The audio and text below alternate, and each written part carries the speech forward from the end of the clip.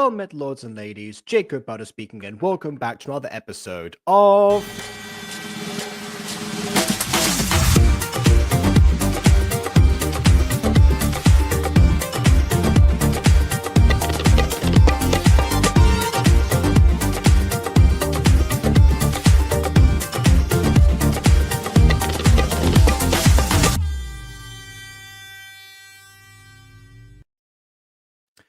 I've got to say, unfortunately, this episode is despicable. I remember it correctly, and I do not recall a single good thought that I had about this. What? Oh, wait a second.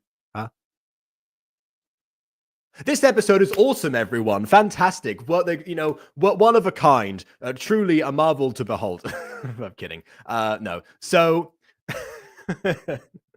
Got the red jacket, you know what's up. I've been taking this on and off today because it is both too hot and too cold in this room. So, that's happening. Anyway, as if I would give my final verdict before the video has started. Come on. Absolutely not. That being said, I have watched the return video that Midori made a month ago, actually. So now I actually have a better idea of, where he's been, headspace wise, and I guess also mentality wise for some time, and what concerns he actually had about making a return in the first place. So that was a bit of a risky joke, but then again, there's a 0.0001% chance they'll ever see this review. So and especially not within the first few minutes of upload. So hopefully the idea of being judged in that way would not be too bad. Then again, obviously a good question because he said he was worried about being judged coming back. Why exactly does it make sense to continue these? Well, first of all, again, this is one of my favorite gacha series of all time, and possibly like at one point was the top one, and the one that gave me the most inspiration to actually evolve the craft myself. So yeah, it does it's slightly heartbreaking to hear that one of his concerns was being perceived as a grown man doing gacha, which I mean, hello, but also yeah. I love his other series. I feel like I probably have a love-hate relationship with Green Knight. I love it for the wrong reasons. As for the other shows, there are quite a few that I have yet to actually get to because, again, based on how these work, and it's been long enough that with the Not Average Girl that I don't recall everything. So these are almost blind. I actually didn't recall I don't recall how this dance seems to go down. For today's video, it seems like It seems like the dance aspect in the description is highlighted as it seems to be it seems to be organized by higher class of people, apparently, which I think means it's meant to be a fancy event, and it's now too hot, so the jacket's coming off. Like I said, it just it's been like that all day. And I don't have the heating on, by the way, so that's not the issue. Yeah, so that being a concern for Mia. I mean, I know that Mia's not your average girl, but what standard does she view herself as, or other people is the real question here. A question that we shall answer today in a second once we introduce our guest, Aiden DeBest. Hello.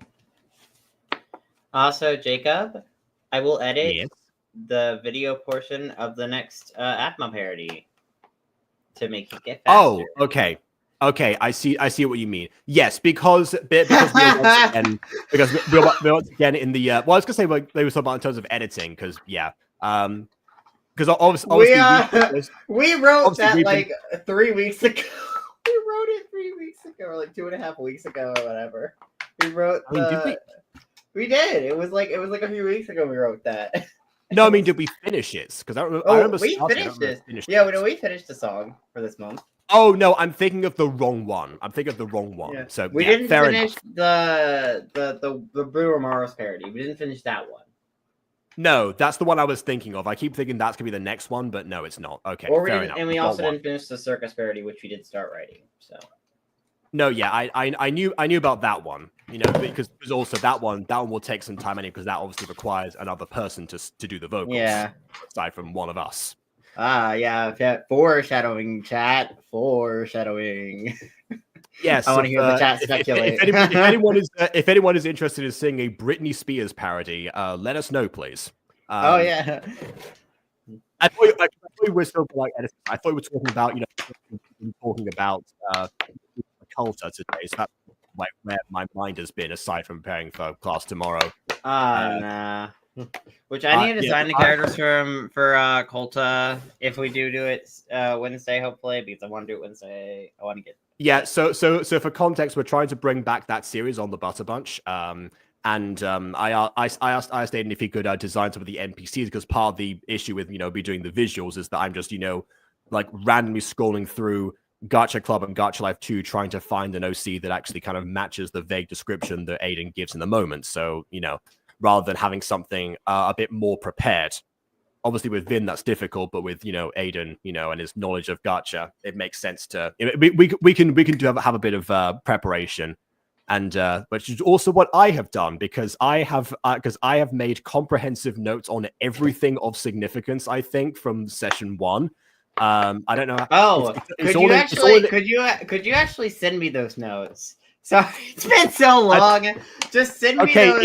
in the video, you said you had a document, so I thought you would have one of your own. No, I do have notes, but also just in case, because part of episode 1 I also improv. I did improv some of that stuff was come up on the spot.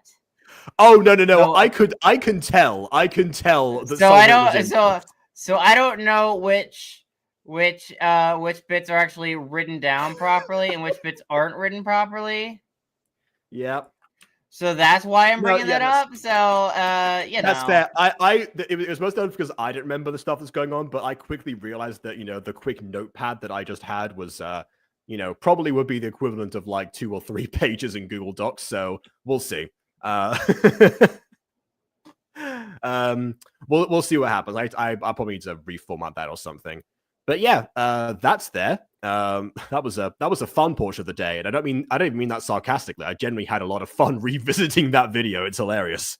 Yeah, well, I love the beef between Emma and Paul. I live for that. Yeah, I forgot about that. So yeah, the beef between Emma and Paul. Which, by the way, Gaiden like Musical is coming back, so I guess their names and their concepts are relevant a lot more. I mean, yeah. Well, if you're talking about relevant concepts, is there going to be any castles on hills as the story goes?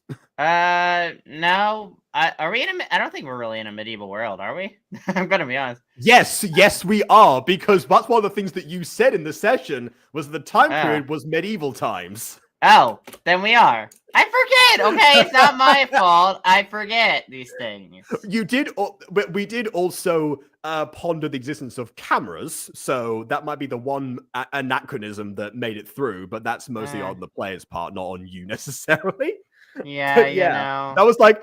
It was like 2 hours into the session, we finally B made a remark about a gas station, and then we suddenly were like, okay, we need to establish the time period here just to make sure that makes sense. What do you mean? We love gas stations in medieval times, and all the cars that are in medieval times, of course. Yes, of course, and all of the specifically narcotic shops that definitely existed around the time. Well, I'm sure there were drug shops, just maybe not weed specifically, but there's weed in this world. I mean, to be fair, this would be set before it was demonized in the early 20th century, so... To be fair, Scooby-Doo himself is technically an anachronism because Scooby-Doo's original series was set in the 60s. Yeah, I said this in the actual video. I said that I thought we were in the 60s because of the existence of Scooby-Doo at the very least. I think BB herself said that she thought like 90s, but yeah, I don't remember what Ghosty said, but we were all kind of we all had different ideas. It was like, okay, we need to make sure we're on the same page here. just a repeat of Quest the Rising Sun, where that's I'm not if it's one of the only things that was actually established about Quest the Rising Sun was the time period. That was like the first thing that we like knuckled down. But anyway, oh my goodness, the Aiden Kitchen background incident. There's definitely a running theme. There's definitely a running theme in Mistress of Occulta of Aiden improvising answers to very very essential questions. Okay, listen. I don't really, I am new to running a campaign, so I kind of just mostly make up stuff as I go. I mean, there's a plan. I do have a plan. I have a whole document, but the document's like when I plan for a series, essentially, where it's like you get these vague ideas and like these vague stuff, but it's not hyper specific. It's not like XXX, It's like this character is kind of like this. Mm-hmm. It's like cool. NKW. That works, I guess. Yeah. I have noticed a running theme with your with I guess your one shot / episode ones of DMing is that you'll have like one location, but you'll have multiple settings in said location to go to gather stuff in order to make a puzzle happen in some way. In Catkill Island, it was to escape the island, and in Mystery of Occulta, it was to find the Mystery Guild. That's one theme that I've noticed, popping up. It's like, okay, all right. Might be new to DMing, but you've got a style at least. So there's that. Which anyway, by the way, the next episode of Mystery of Occulta, I do want to kind of ask Vin how he does combat, because there is one combat encounter. It's a smaller one, but I do want to have a combat encounter, and I have no idea how to do it for that. Well, it's frankly a relief that we're not doing it tomorrow, as was the original plan then, because that would have been a question to pose a while ago if that were the case. Oh, I asked Vin a while ago. I mean. But also, from Tomato's D&D combat is a relatively structured ordeal anyway, because it depends on the initiative and dice rolls. Oh yeah, but I don't know how the grid system works and like the steps and stuff. That's what I'm worried about. I see. Yeah. Okay, fair enough. That makes sense. Although I may just ask Vin to make me just a grid. Be like, here's please make me a grid. Oh, you can do that. See, you can do that on D&D Beyond, but I'm not sure if that's because I have the subscription. So I'll have to. You may need to make me a grid then. Yeah, because I mean, if I'm doing visuals anyway, like I usually do, then potentially. But I mean, obviously, if you want like a regular grid, well, first of all, you can generate that very easily. But secondly, yeah, the way that Vin does it is like on PowerPoint and such, and that's a little bit different. So yeah. Anyways, not your average girl. Yes, good idea. Thank you for the segue. All right. What do you mean? You guys don't want to talk about D&D for 2 hours? Okay. I mean, D&D's cool. That's about as long as it is cool, but the show is Gacha review, so let's review some Gacha. Without further ado, on with the review. Oh yes. Got to put this song on mute because it's copyrighted. It's amazing, but I cannot hear. I forgot to set the floor on fire. This is how the song goes. Very inspired. Kyle. Oh wait. Oh, I've lost the rhythm now. We're onto this part already. I referenced this in Fallen Angels. If I know you're going to be a guest today, I would have put you as the other person in the thumbnail. I'll change that later. I kind of mentioned that I would be here, be like, hey, I could come to stream today. I told you that. I told you that. Yeah. Also, you're both saying "bang si say" for this. Is "ba sing say"? What do you mean? Also, bang yes, si say indeed. There is no bang si say in "ba sing say."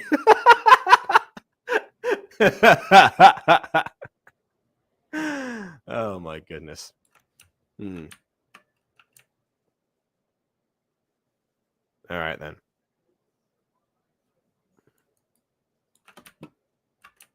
Oh yeah, I've got this still. Yeah, it's not usually as good, but here we go. All right, now we're into the the main thing. Well, I think this is just that obviously is her line. So and done. Wait, did they change styles? Okay. Did they change styles last? Well, I mean, they're going to a dance, so No, yes, they've changed style. No, not that kind of style. I mean, like the kind of style where it's like video style. Is the video style different, or was it always structured like this? Because, like, I don't remember. I thought the text was done in Gacha. Oh no! This series always had captions for the text. Yeah.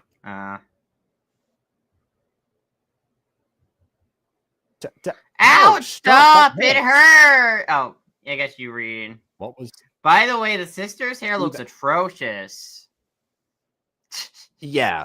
Which hold a second. So did she just did you just rip the clothes?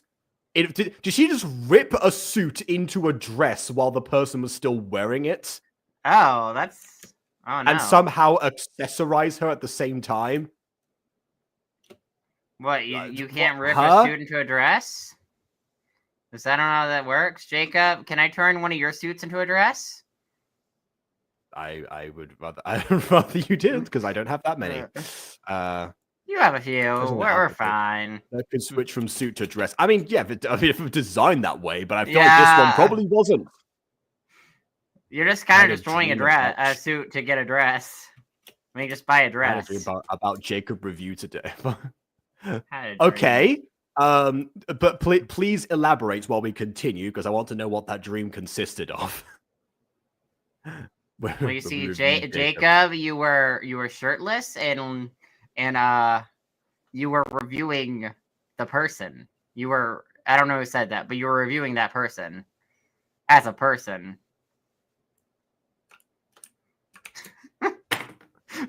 Another example of fantastic Aiden improv, everyone. I'm not good at improving things. I make up stuff. I don't know.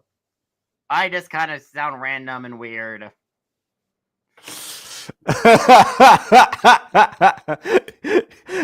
Anyway, the dream. Yeah, please go ahead and describe that while we continue. See, that's better from a certain point of view. That should definitely attract Kyle to you. Now that you look more like your average girl, which is against your entire character. But there you go. Maybe this whole arc's gonna be about her going against conformity. Well, I mean, you think that with the series, but to be honest, we are 3 episodes away from if without including this one, we're 2 episodes away from the finale. So yeah, not really much of a time to do that. But maybe in this mini arc, the dance would be about that. Yeah, she's like, I am not your average girl. I will wear what I want. That is very interesting though, because obviously you've seen RFA, beyond what I have. So yeah, I mean, to be honest, that's a very interesting idea. Some people like to compile nostalgia critic clips and from pre-existing reviews, and then as if he was reviewing something as if he were reviewing something that he hasn't actually done yet, or probably never will do, depends. Yeah, those are always interesting, mostly because I remember all the context where the clips are from, so it's like an extra layer for me. But yeah. Anyway, stay out of my business. But also, I will keep this ripped outfit because I have no choice now. Yeah, you have destroyed my own clothes. That's great. I appreciate it. Yeah. The person with with the walking cycle, jogging at night. Well, the one thing I do actually really generally like, again, is the lighting. I definitely, ever since I watched Ratatouille, when I was a child, I've definitely had a weakness for golden lighting, at night particularly. So this always appeals to the ape part of my brain. But still, very nice that it was actually even applied in the first place. I've talked about it in a previous episode already, but yeah, worth repeating. Have I seen the Ratatouille musical? No, but I am instantly intrigued. There's a musical. There's a music. Ah, I mean, a musical is for cows only. Yeah. Oh my goodness, yeah. Farmville the musical, based on the old Facebook game. What was I doing in 2020? Mostly this, to be honest, and Pixelmon.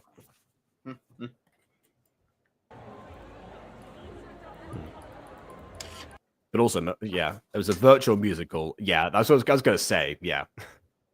I mean, I also missed out on Nightmare Time around the same time period until, Butter Bunch. So, yeah. Anyways. Oh, Tafia, Kyle is here. Oh, that's a realistic motorcycle. It certainly is. And the only issue with this is that he's riding it side saddle. It seems, because you can see like his arm is behind it, where like that. Well, not where the handlebars actually are, because that's what's actually way further up. He should be resized, but at least it's on the proper side of the bike that it should be. If you see, both of his legs are very much not right now, and he hasn't dismounted yet. So he just went there the whole way side saddle, like in Princess Diaries 2, for no reason. Maybe he doesn't know how to ride a motorcycle. My bad. My brother wouldn't give me a ride. Oh wow, did someone just phase through the wall? I mean, I guess that's one way of dealing with the door problem in Gacha. All right then. Who needs a door? Suppose that works. Just phase through it. Duh. Yeah. Oh, you look nice, by the way. Says very casually. Anyways, thanks. You too. I'll voice Kyle, by the way. You voice Mia. Or Maya. Okay, is it Mia? Okay, fair enough. But yeah, it's Mia. Her sister is Maya. I still can't get her the fact that her eyes went from red to either magenta or purple or pink, whatever. I'm not getting to the color debate again. I mean, speaking of red, I made a My Hero Academia reference a little bit before. Oh my god! Hiroshima showed up. So, where's your tail, man? Aren't you the one with the tail? Where's your tail? No, I'm pretty sure. Now I'm blank on the name. Is that Ojiro? I think that was his name. Well, let's go! I love my non-moving tires. Oh. Yeah, I was also going to establish that. What I do love is, first of all, the zoom out. Because that reminds me of the music video for Sunburn by the Living Tombstone, actually. Or that might just be the lighting in this shot is immaculate. This, however, I do adore, because you froze. Because obviously the motorbike is static, but the background behind them is actually. I said before that obviously the motorbike is static, but the background behind them is moving. And again, my weakness for lighting aside, this is a very beautiful image of the city. Yeah, I just wish the motorcycle wasn't realistic and it was like a drawn motorcycle instead of like a clip art of a real motorcycle. Yeah, I guess the whole idea of vector images was not popularized as of yet. Then again, obviously, Midori popularized a bunch of stuff that, again, he's probably not aware based on his video regarding his mentality behind the channel. So yeah, it is. It's worth reminding, because apparently even the creator himself forgot how influential he was to the community. And still, and also just saying, I think Bond's still in the chat. The lighting in this scene is good, but not as good as Bond's animations with his lighting. I'm not sure about that one, actually. I think Bond's lighting and stuff, like, especially from like the second fight scene, like the first fight scene had like an orangish yellow thing. The second fight scene has non-traditional colors as lighting because it's not on Earth.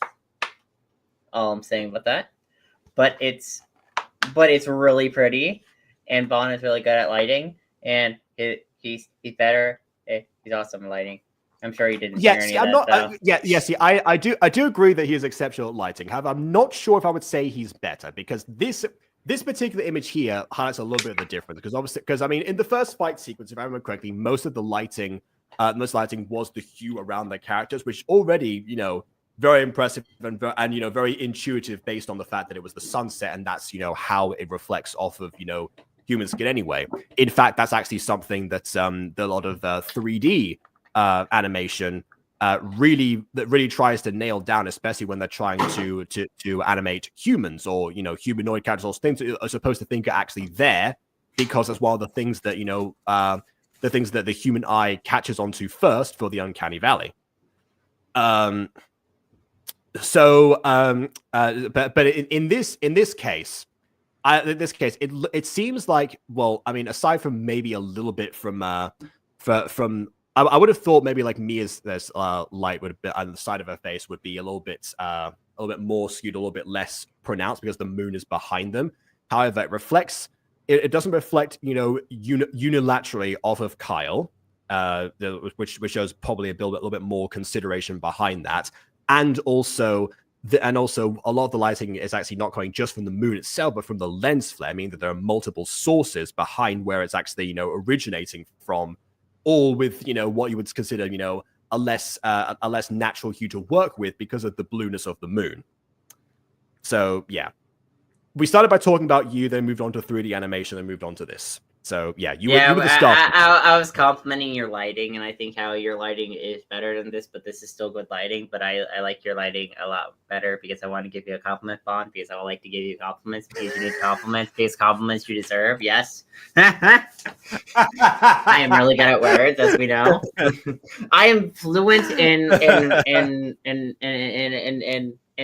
English, and stutter. And stutter, apparently. I'm fluent in right now. You know what? I also noticed this now, like the small element of shoulder lighting behind them. And now here's the question. Like depending on like where this is a paused frame. I'm gonna look at the lighting now to see if it moves with the city itself. I don't think it moves. No, I think it's just a static image. Yeah, it's static. It's static. All right. So that is one detracting factor. The lens flare, weirdly enough, switches actually. So I mean. Well, the lighting on the characters, is static. At least the background, changes dynamically.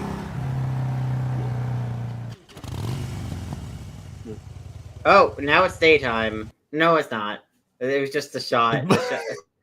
No, I thought it became day randomly because we were super zoomed in the street light. I was like, oh, never mind. It's now middle of the day randomly. Okay. The case of Kuzma teaching me how to apply lighting to blend characters, it seems better. You'll see it soon. I can't know because I'm under NDA. Yeah, of course. Yeah. All right, fair enough. Then in which case, obviously, once we get to that, and hopefully 3 days. Who's the Katsuru crew? The crew working on the show Kesuru.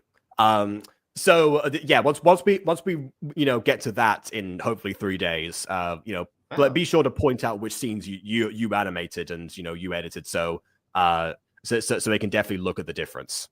Yeah. Kesu crew, of course. Desu? All right then. Yes, of course. I want you to get that. That is not good. Well, I mean, I think we'll be able to tell based off the fact that I have had Vaughn animate 2 scenes on Angels, so I know his animation style. I think I could tell. Unless he somehow blended his animation style with whatever animation style they're doing to a point where everything looks the same, potentially. Yeah, see, that's the thing. So I don't know how much they've blended. I'm thinking, because I mean, if you're saying we're gonna guess, I'm most likely guessing they've blended. I would say they probably blended a little bit more than we tend to blend, our multiple editors, because we do not care about that in the slightest. Yeah. but they presumably do. Especially if Bond has been trained in some aspects, and therefore, most likely that was, to account for that idea. Question, Bond. Are we gonna? Question, Bond. With you working with them in animating, is any of those techniques gonna factor into Secrets of the Plex? I would imagine that any skills learnt would be applied elsewhere, if appropriate. I would think so. Well, I'm asking. And that is correct. Hey, Why would someone be like, this is some great skills that I've learned here. Time to never use them again. I don't know. Maybe they're not relevant. I don't know. What's this, a magical item in Harry Potter? No, of course not. It's going to come back. Oh, also, by the way, I like the fact that the Meteori added some extra glow on like the little sticks for like the directing traffic guy. Like he artificially added a bit of glow to each of them. So yeah, lighting is actually really impressive. Me like lighting.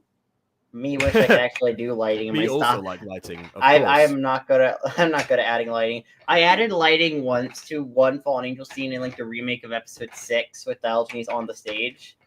For like one scene, I added in like a subtle bit of lighting effect, and that's it. Because I don't know how to play with lighting, and I don't want to play with it too much on the basis that I'm worried I'm going to make it look weird.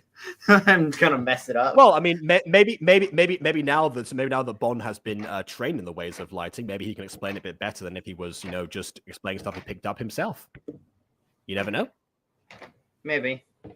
I'm sure if you ask nicely and continue to pay compliments, I'm sure that will come into play. Listen, Bond can have all my compliments for free because Bond deserves them.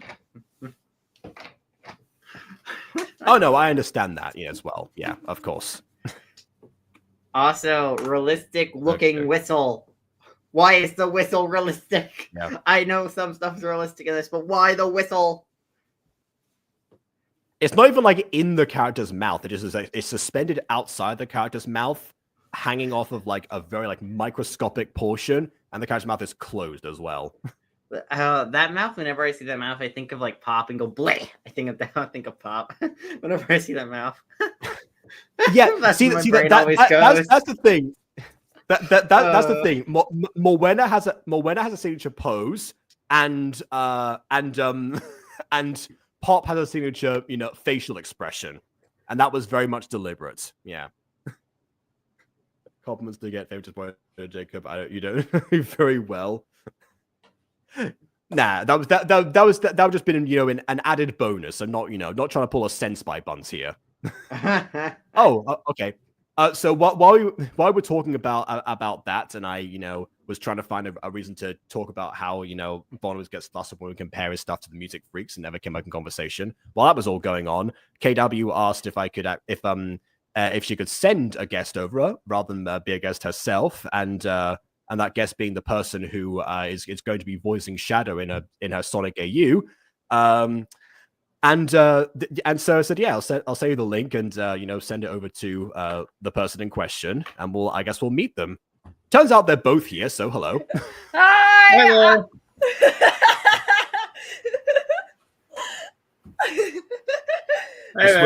This was not the expected agreement, but very nice to meet you, Shadow Slayer. Wow, Jacob, the person who stole the role from Shadow from you is here. How dare he steal that role that was rightfully yours? How dare! To be honest, I heard the audition. I was like, I get it. You can get your revenge somehow. Oh boy. Well, I did audition for Infinite, so we'll see what happens. Ooh. Actually, speaking of that, okay. First thing, I do want to. Shadow is also playing Infinite. I'm kidding. Because when I found out that I was voicing Shadow, I was so surprised because it's I wasn't expecting to get the part. Was not in any. I was surprised I got Sonic and Silver.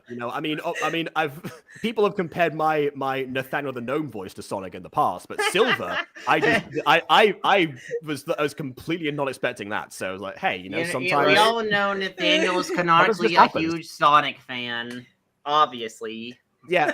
See, that's what I keep telling people. If there are auditions out there, just go for everything you think you have a mild, approximation to, and let the director decide, because ultimately you never actually know. So you're submitting yourself to their judgment. It's not necessarily a reflection that you're bad necessarily if you don't get something. It's just you weren't right for according to the Yeah. director compared to somebody else. There's the whole nuance behind that. I suspect a lot of people still only audition for one part whenever something comes up, and it's like, guys, come on. Well, I'm pretty sure I have because roles at it's this just point.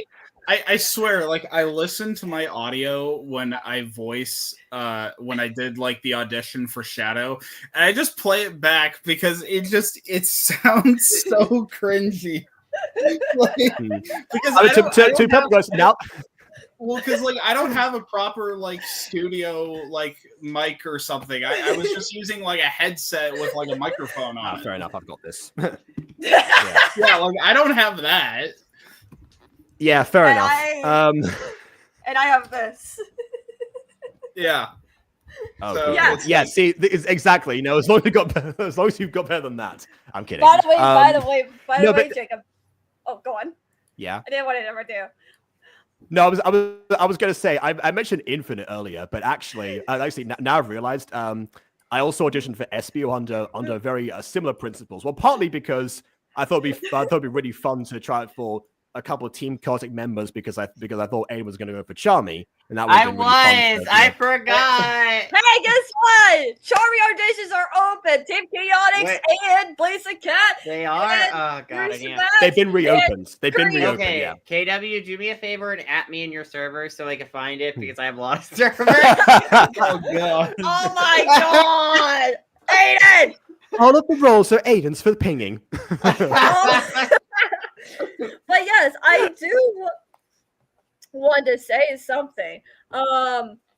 So basically, Jacob, do you want another exclusive?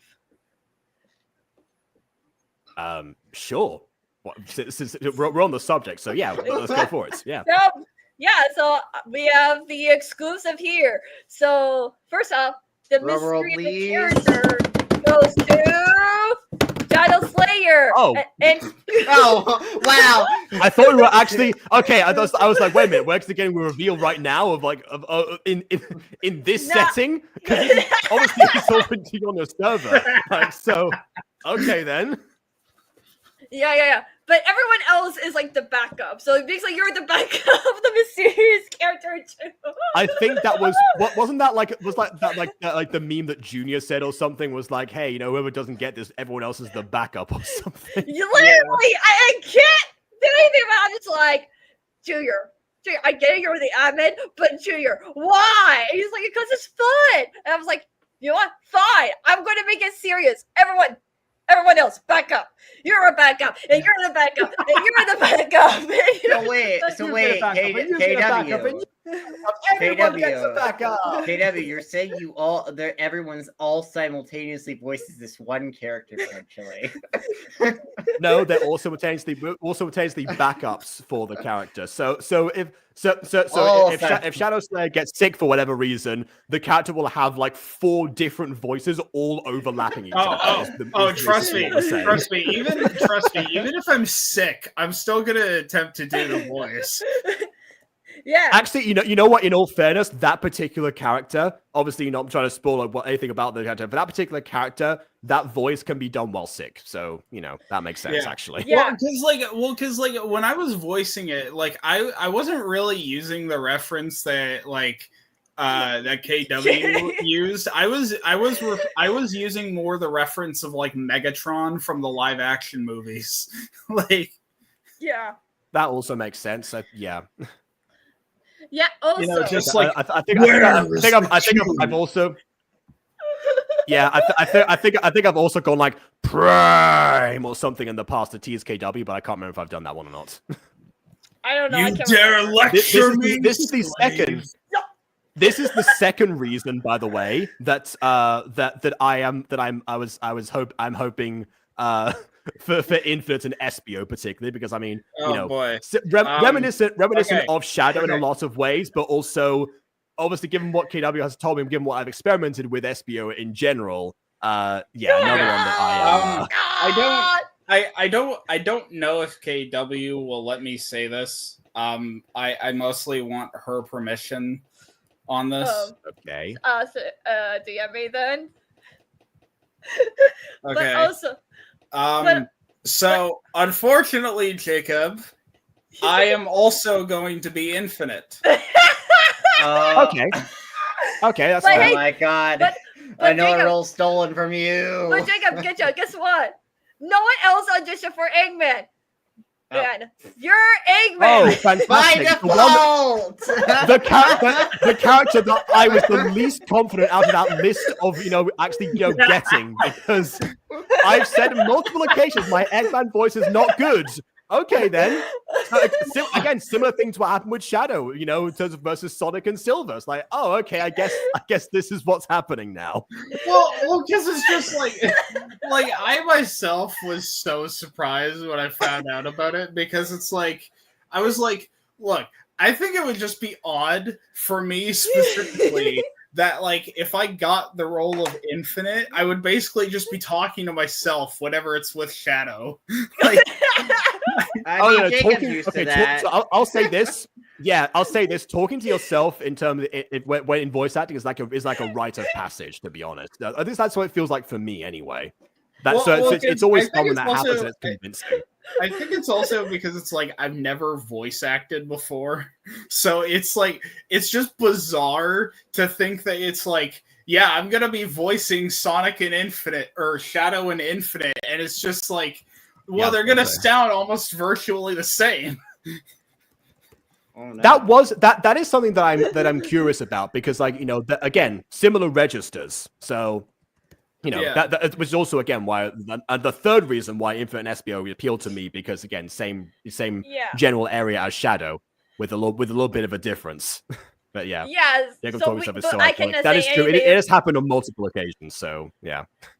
Yeah, but basically, I'm not expecting you to see. Here's the thing. Here's the thing. Shadow Slayer. I'm not sure if you call it like the meta of this, because it seems to be that you you're doubling down on this.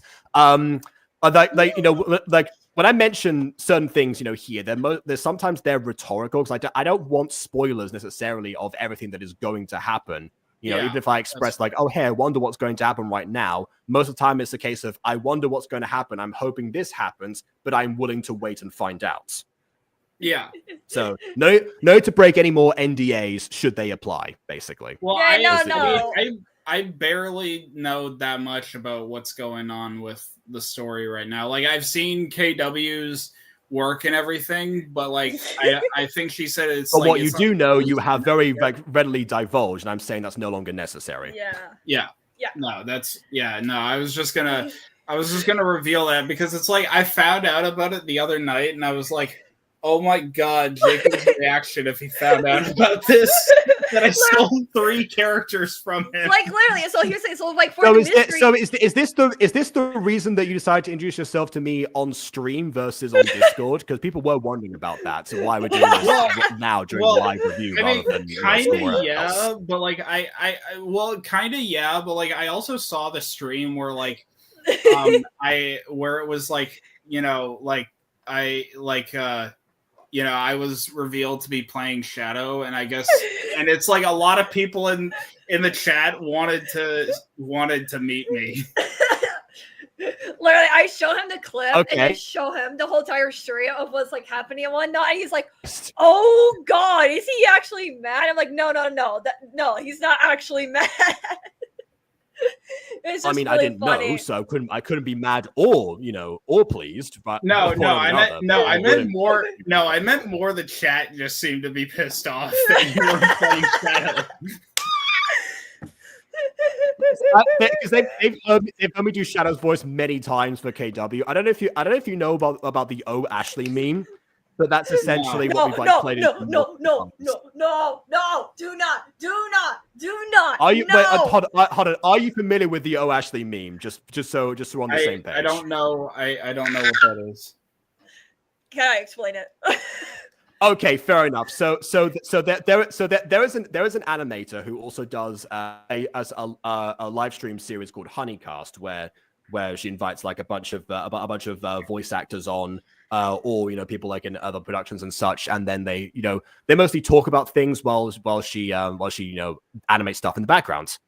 And it quickly became apparent that a lot of voices of characters, even in the show that she's like responsible for helping with, make her extremely flustered. So basically, it was like the idea of saying like, oh, Ashley, and stuff like that. And then, like, if you ever in question, like that's like multiple different ideas. Yeah, almost like Ashley or whatever. And there's like there's like some sort of like either flirtatious thing or sometimes dad jokes. Like, yeah, basically. So, our Ashley. No, no. In fact, we've said "Oh, Ashley" directly to our worked. So also, yeah, it's spelled honeycast. Yeah, like that's a good point. Forgot to establish that. Okay, thank you. But yeah. Also, if you want, you guys can call me Shade. Like that. That's entirely fine. Because that's what I went by originally. Is Shade Hunter. So I see. Yeah. So is this a name change based on the casting? No. I just changed it because because a friend of mine made some artwork for my fan fiction that I'm writing, and like it was like awesome. So I was just like, yeah, I gotta change my name to something like this. Fair enough. I mean, it also might be manifesting. I guess I'll have to call myself. I'll just call myself SBO Vector Butter or something now. I don't know. God. Oh, God. No. What's funny is like one time in chat or whatever we were just talking about like listening to other like auditions and whatnot, and I listened to your Victor's one, and I'm like, for a moment I thought that was like the games video clip, but I realized I was listening to Jacob's audition. So essentially, you know, that one hoping for as well. Yeah. So at the very least, you know, even if the whole thing doesn't work out, obviously the reason I'm going for SBO is again, you know, oh Ashley, basically. Honestly, like I also, sorry. Yeah, I'm also confident. Sorry. So Aiden, you better put that Charmy audition in because you know, let's set that in stone, shall we? I don't even know if I'm gonna get Charmy though. I may not even get it. Well, there's like Mighty, there's Ray. Well, I know, but that's the point of auditioning is that you know to make it a possibility. Wait a question minute. That's what I'm saying.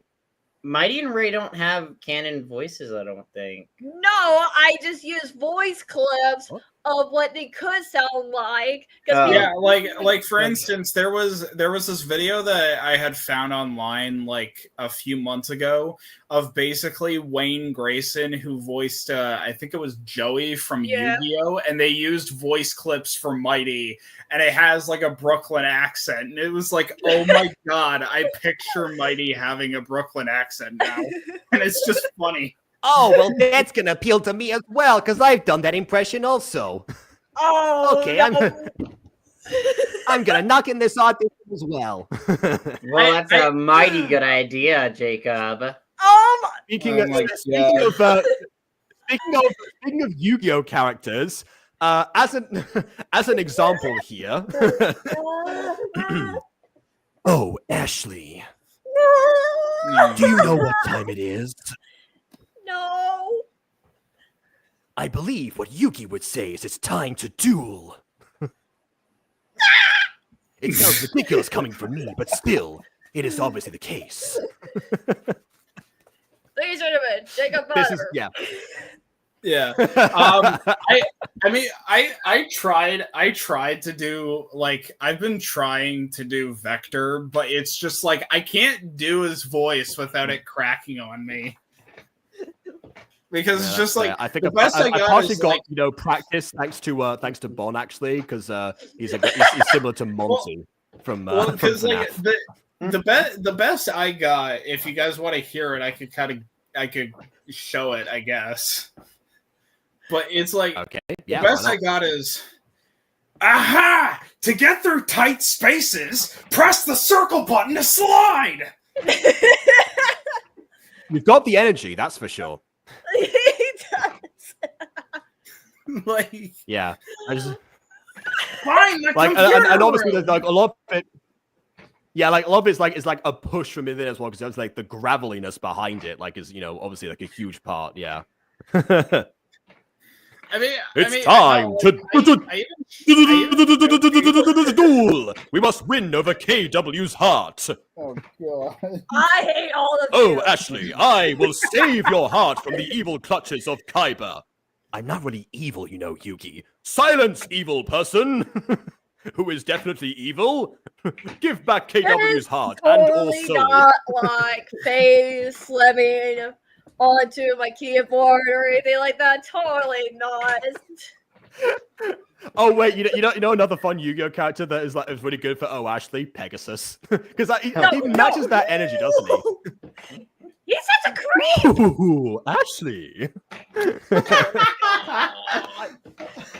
What do you mean? I'm not a creep. All I do is steal old people's souls. There's nothing creepy about that. You also took a child! Let's remember that! Oh god. No. And an old person.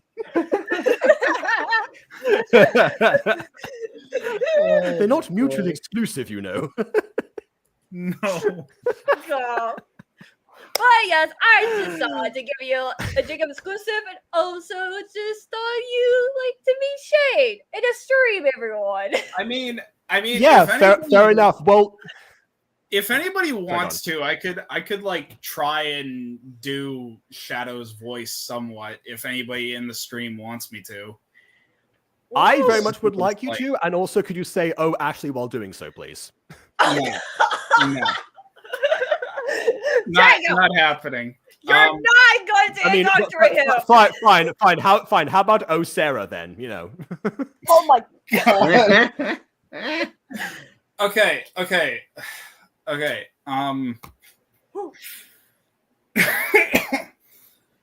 Oh, Sarah. And she died. Yes! And that's why you got the role. I'm Shadow. Oh, look at that. It appears that I have also been summoned. Hello, everyone. No! Your You're aching not ears, supposed to Bon. You're not supposed to be here, sorry. You're not But I'm supposed to be here. always by your side. Oh, Ashley, I will So, always be Jacob. here for you. So, Jacob Butter, you think you can tangle with the ultimate life form? Well then, let's see what you're capable of. And this is why you show I don't know everyone. what my power set is as Asterion, so this is going to go very well. I have the power of both coolness and edginess on my side. Animal chaos control. I also possess my fair amount of edginess, and potentially immortality as the vampire that I am. Well, I mean, you can always just bite Shadow. I don't know how he responds to vampires, though. Oh Can you god. turn him to a vampire? Well, Vampire one Shadow? of his closest teammates is a bat, so I think he's probably okay with them. What's funny, I did kind of get a tiny bit of spoiler for Skate 3 because I was looking up if you see you can transform into anything. Like, because I was like, oh, wait, so, like, in Skyrim, you could turn into a vampire and a wolf and whatnot, so I was wondering the same thing. And apparently, you can. But Just as ask him to Astarion, bite you. I feel like bite Literally. me. Bite me. Literally. I honestly when I was planning to voice Shadow, I was kind of thinking of doing like Kirk Thornton's like Shadow voice, because like I just do it randomly from time to time and it kind of sounds like Kirk Thornton, but not really, because like the best I got is like so this is why you called me here. Find some other pawn, Eggman. I'll never work with you again. Now get out of my sight. This aggression shall not stand. Sonic and his friends shall pay. Time to take out the trash. Orion, You know, the one thing that I'm curious about. Well, already honest. Okay. Anyway, one thing I'm curious about is your declaration of Chaos Blast. I forget if that was like in your audition or if that was done separately. That was one thing that I can do Chaos Blast if everybody wants me to.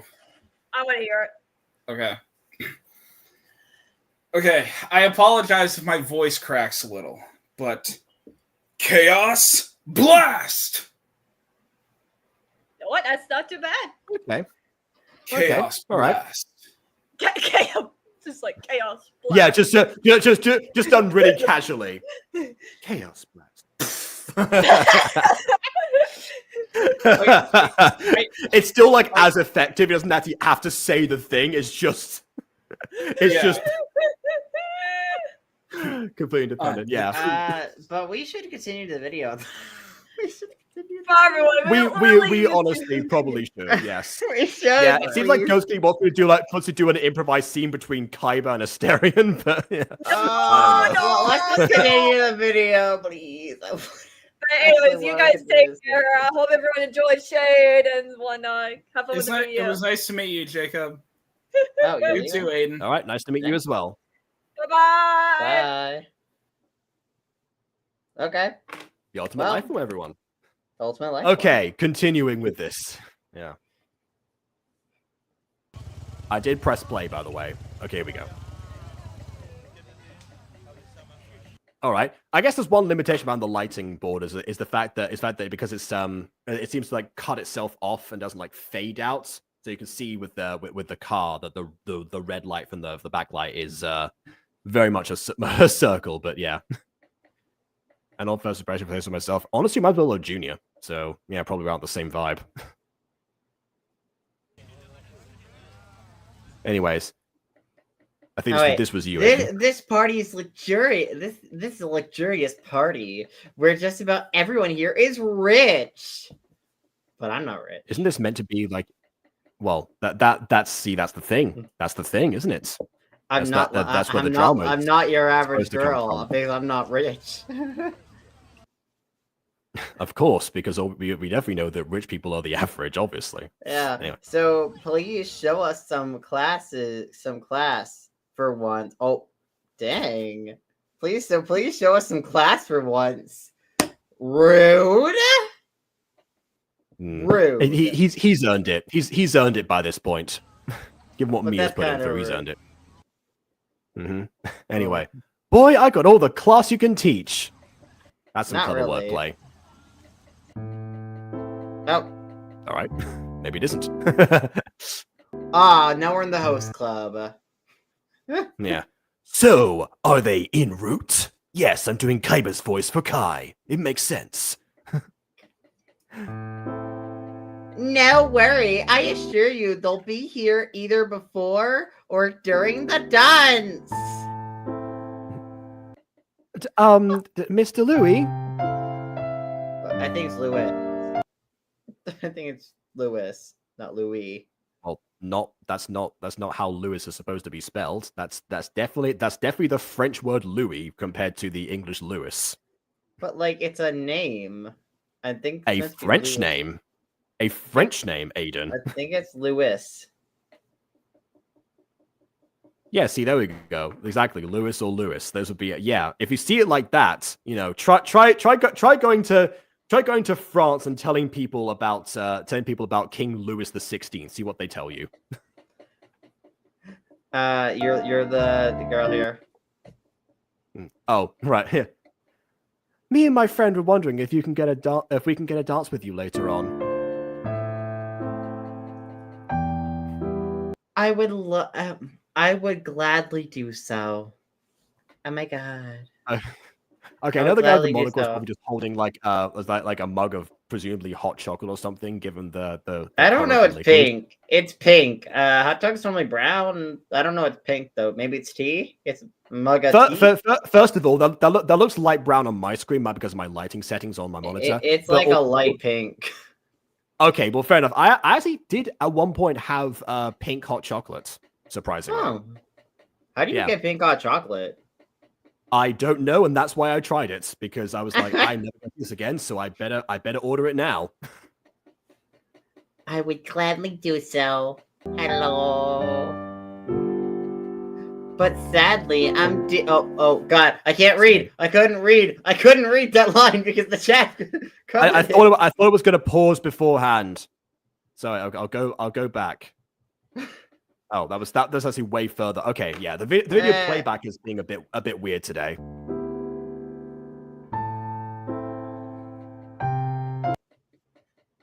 What's that mysterious ticking sound? Snipe, Snape. Severus Snape. Snape. I am kind of twitching in my chair, so maybe you're hearing that. I don't know. Twitching. Yeah, I think it is coming from you. So yeah. Listen, I'm a hyper. I'm a hyper. I've been up since 5:30 today. I've been awake since 5:30. Yay! Fair enough. Oh yeah, we read this. We already read this.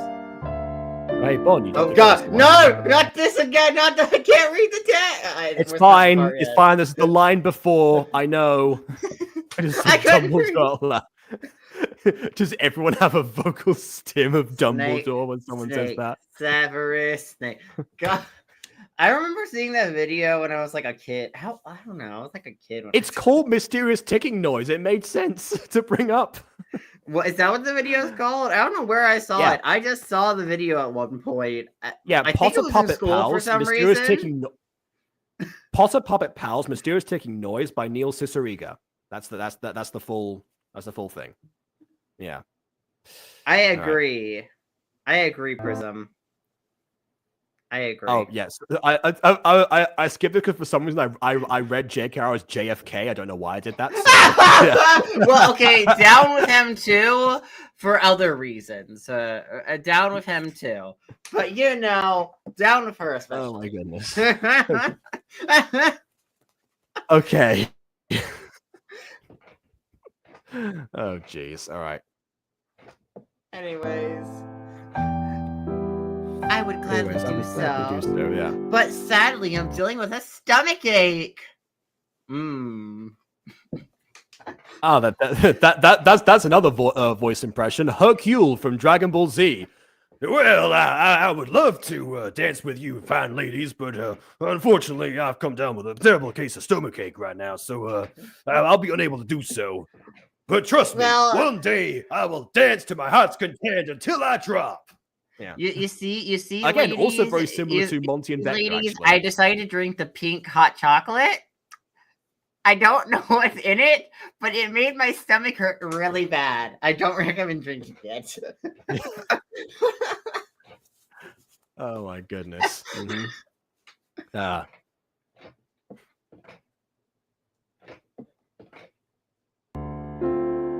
I pressed play. Yeah, there we go.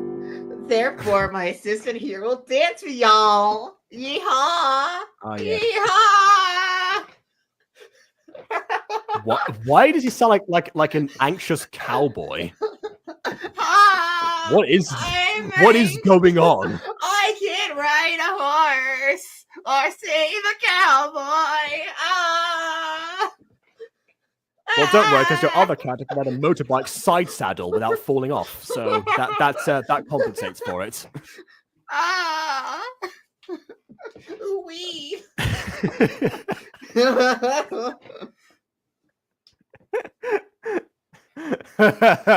Okay.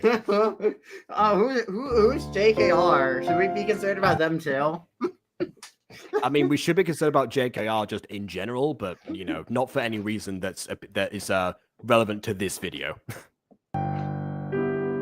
Anyways. Isn't that right? Oh, take my realistic money, despite there being a money prop in the game. Yeah. Well, I mean, the money prop is well, yeah, actually, yeah. It's like there's a money prop in the game. There's no excuse for this. Yeah. Why isn't there a realistic mug, huh? Why isn't there a realistic mug? Where all my there could have been. There could have been. Oh God. Also, honestly, by the way, there's no reason to steal the money. Honestly, you get a bunch of money, and you get to dance with two girls and have a good time. What's not to like about that situation? You know what the guy's hair actually reminds me of? Now I'm thinking about it. He looks like Thanatos, but in a suit. Thanatos decided to dress up in a suit. God. Right this way, ladies. God. Also, I'm pretty sure the ladies wanted to dance with Mr. Blondie over here. Like, I mean, you're kind of just pawning them off on a random man. Like, be like, dance with him. Yeah, it definitely does not work like that. Like if I asked to dance with someone, which I probably wouldn't do because I'm too shy. If I did that though, like I wouldn't, and they're like, "You no, I can't right now, but you can dance with my friend." It's like I asked you though. I didn't ask your friend. Yeah. But by the way, Bon, you just reminded me that I still need to watch that VOD. I forgot to watch that VOD. Why can't I buy your love? Yeah. Why? Is what we're reminded to buy women. Well, they're possibly, their time, I suppose. I don't know. Yeah, I mean, you don't want to buy like people. Real thing I mean, that's a pretty bad thing to do. You can buy a person's time because that's an actual thing that they do for the charity events where they auction, they auction people, but it's more like, spending time with the person, not, in not ownership of not the way they used to auction people back in the day. No, that's that's awful. Yeah, no. It was so funny, the review, not the vid. Yeah, I thought so. Like I said, at the very least, see that this, even when a video is like exceptionally bad, it happens to be on Gacha review. At the very least, like the hope is that that will make it entertaining enough that people will still enjoy the review experience at the very least, even if we can't recommend them the original people also like to see us suffer, though. To be fair, as well. Yes, there is. Yeah, so I meant from an audience perspective. My hope for the audience is they still enjoy something from it, rather than if we don't enjoy it, that's because we're actively experiencing it in the moment. But yeah, I screamed multiple times. You became my hater. Oh yeah, no, I scream sometimes. Mostly when non-consent is involved in a lot of gachas, like with non-consensual kissing, which comes up occasionally, which is weird. Yeah. It's like, no. Scary. Oh, I always became. Oh, okay, I see. Fair enough then. You became the that's potentially worse because there's furniture abuse that goes on with that as well. Oh God. Yeah, the amount of times that William was like, as I smacked his desk and/or chair, Anyway. His neck! Good lord! His neck! Okay. What happened to his Time neck? to scream, everyone! No! What happened to his neck? He's been decapitated. No! Speaking of JKR, it's nearly headless Nick. It's NHN. What happened to his neck? Nearly headless? How could I be nearly headless? Like this, his entire face falls apart.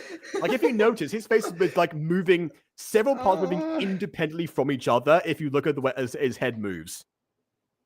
Let's see if I can Yeah.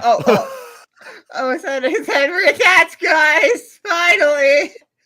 His head is pivoting, but his hair isn't. It's moving. The hair pivot is like above, so it's like swishing back and forth, but it's like in place.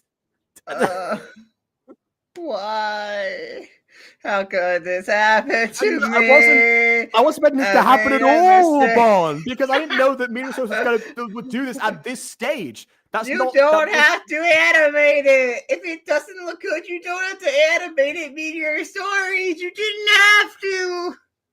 I'm guessing the idea behind this was, well, first of all, realistic piano, but secondly, to try and have a sense of a person playing a larger piano than just like the small keyboard esque type ones that are in Gacha, which already have like the posing. That being said, one could feasibly have the keyboard prop superimpose the realistic piano over the top of it and simulate the playing of the piano in this way and switching back and forth between those poses rather than animating it. That would also have worked.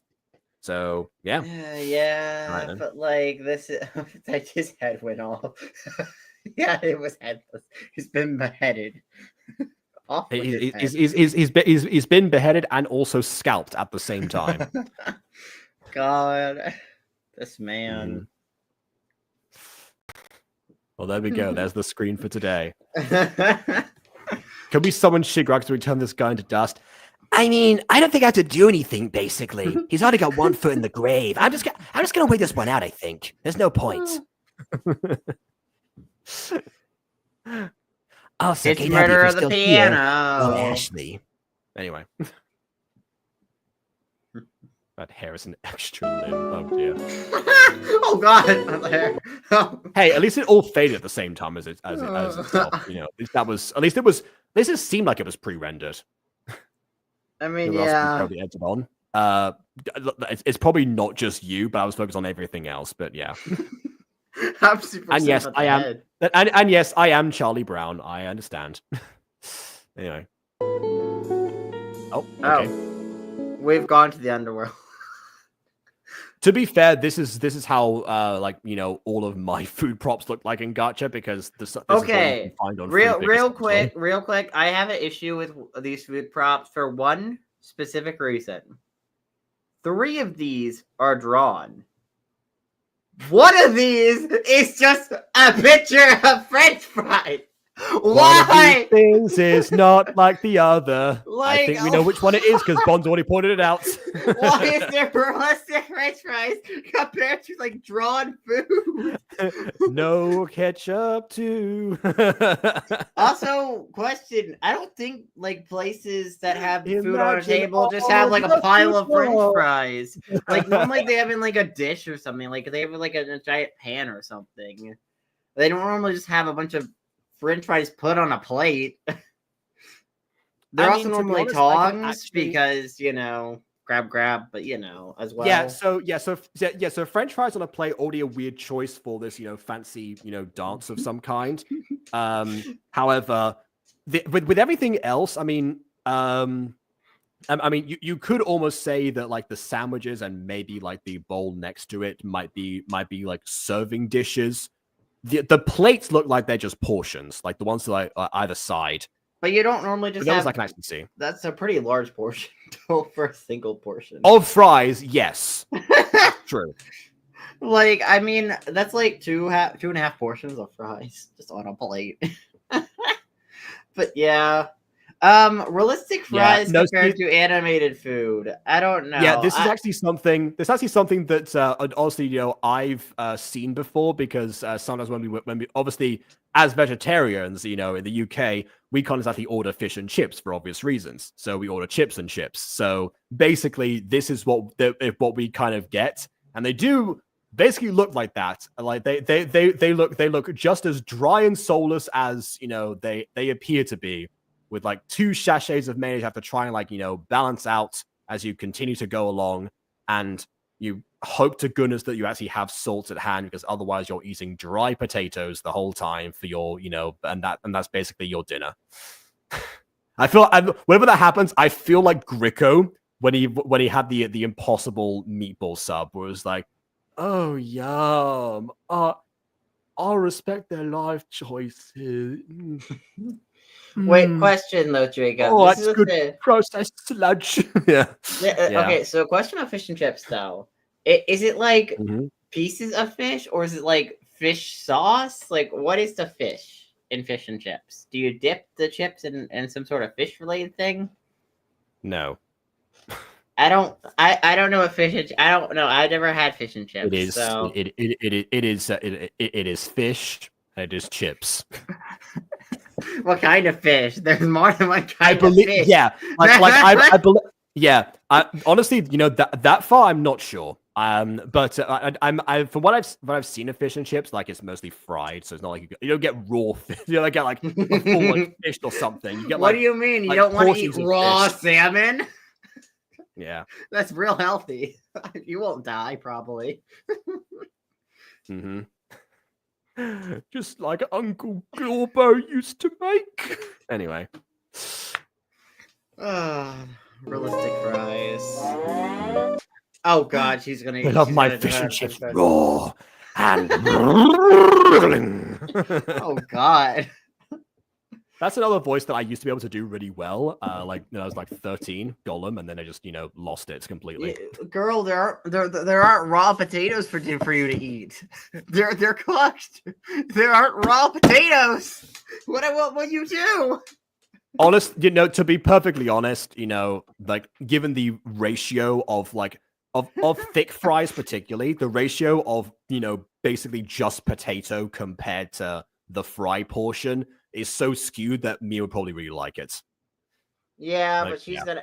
That's why the French fries are realistic. It's because the creator needed to have actual French fries in here, but couldn't find cartoon French fries, so they're just like, okay. No, they need to be thicker. They need to be thicker so that the potatoes are the correct ratio for Mia. I like it's as if Midori had like a team of animators over this. Was like it was obviously all just him, but like I'm just picturing it now. Imagine if she just goes up to the kitchen staff and they'll be like, "Where are your raw potatoes at?" It's like, in the sack over there, but we're not finished cooking them. It's like, okay, it's okay. She just grabs out 7 potatoes and just walks out with all of them. The kitchen door just swing past, close up on Mia. Victory is mine. And then she walks off.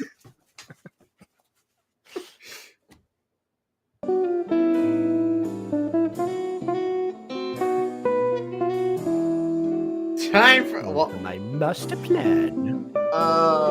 Okay. My master plan is to fade down behind the plate and make Jacob realize that the plate is actually semi-translucent and I can still see her hair when she does that. Oh no! Whoops.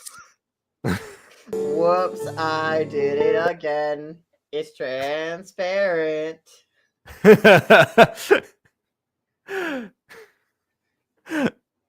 I messed up the layers, made it not opaque. What do I do? Okay. Ew, no. Ooh, that does look delicious, to be fair. Whatever it is. No, too anime. I mean, you know what? At least we're establishing that not your average girl isn't into anime compared to the stereotype of most people not being weebs. Midori is acknowledging that the cultural zeitgeist has shifted so that is now a very mainstream thing to happen. Oh god, Anyway. She's gonna find the French fries. Oh, no, yeah, that's what I was saying before. We're talking about holes in the sandwiches. That's what I was saying earlier. I mean, yeah, essentially because Jacob, she's about to make out with the French fries. Look at her lips. Of course, yes. But yeah, but basically, what's happened here is that is that instead of going into an art program, it seems this is something that I used to have to deal with Puppy Love as well. So why a lot of the food props there look either like this or they're ones that I could actually make work miraculously. Magic. Because a lot of these food props and stuff, they come on a white background. So, assuming that you have a way to, that you have a good enough chroma key that will, tolerate this kind of thing, then you should mostly be fine. But if Midori has, like my chroma key, for example, I've said multiple times that the one on Vegas, for example, is a little too imprecise when it comes to these kind of things and likes to mess around with stuff that it shouldn't, regardless of the settings you have. And that's why I do so much masking now. Then you end up with something like this because essentially you're trying to remove like one specific shade of white, but not like the rest of it that is like mildly different, and is also not within the outline. Art programs do solve this, by the way. So again, learning Fire Alpaca was definitely the right move for me specifically. But yeah, for Midori, who knows? Might have been the same, might have not been. I don't know. Those sandwiches don't have holes. Well, I mean, not the good ones.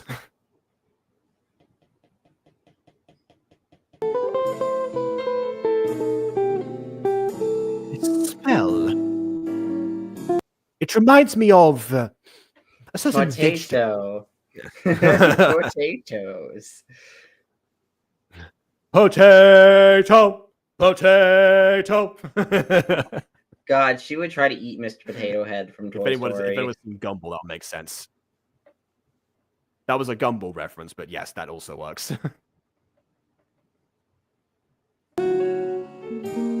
Anyways.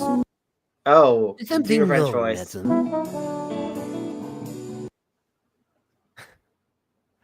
Yes, why are these? What are these potato-smelling sticks? They are potatoes. Girls know what a French fry is. They're French fries, madam. Give me the raw potatoes. The French waiter, but I would Jacob on butter. He's gonna never give that one down. Okay, fair enough. Bonjour, Sarah was blinking at me. Is that because your date is a freak? Anyway. No. French fries. Yeah, why not? Oh, this is me. Once again, thank you all for coming. Yeah. I don't know why I read that so weird. Feel free to make yourself at ease. Because I'm definitely not holding Oh, thank you for saying so. No, it has a suit underneath. Oh my god. Everyone's just wearing like transforming clothing where it's like you switch between a dress and a suit. At all times. Real is not always attractive. Michael Mayfield just a proof of that. That is true. And a lot of live action remakes of animated stuff is also proof of that concept. Or the Cat in the Hat movie from 2003. That's also a good example. One of the thing too of that movie scared me as a kid. They scared me. I don't blame you. I don't blame you. God. Also, I thought. Okay, never mind. A second. Okay, I got Gurmy. Well, there are photo. Is there a photo booth here? Oh. You being strangled? Also, yes, Gurmy cut. Okay, Gurmy cut her hair last episode because she kind of went on. She kind of went on a on an outing with this lovely gentleman here, and also a kid whose name I forgot actually, who she was also like looking after because she kind of got like roped into doing so. She's a mom now. Well, she's the mom.com.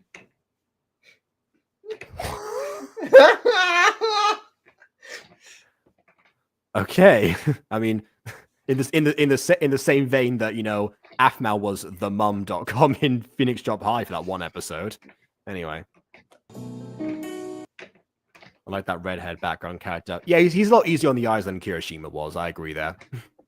I don't like the guy's hair that's fading from orange to pink. I don't think that's a really nice color fade. It looks pretty awful. Yeah, I like how the extra towards like the right is just in permanent shock at the at such a delicious display of food. Okay, which is uniform for both tables, so I guess they're the same selection of dishes across like each of those different tables. You see that girl has been starved her whole life. Her family just doesn't want to feed her. So I feel like she wouldn't be frozen if that were the case. I mean, like, she's barely surviving, and now she gets a whole plate of food placed in front of her, and she's like, wow, I gotta savor this while I can before my family throws me that basement. It only gives me my one mutton chop per day. Specifically? I don't know. They're specifically sheep farmers. Anyway.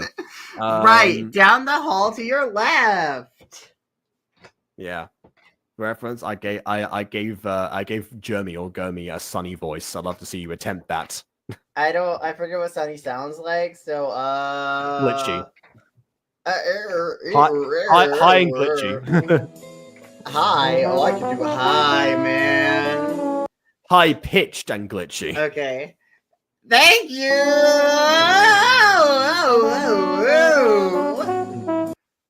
Oh, I think that is not your average girl. By the way, speaking. That's all. Name a more defining.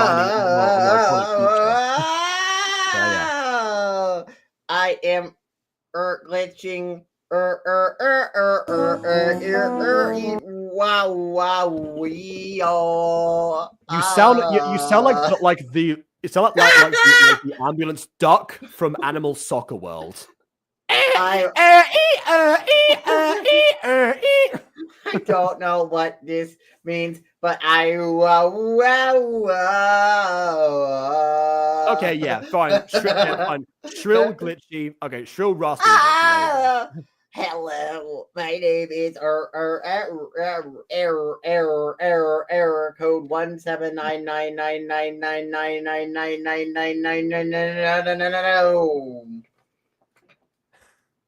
Hello, my name is Sonny Son, and I'm about to tell you about the greatest playground here. Anyway.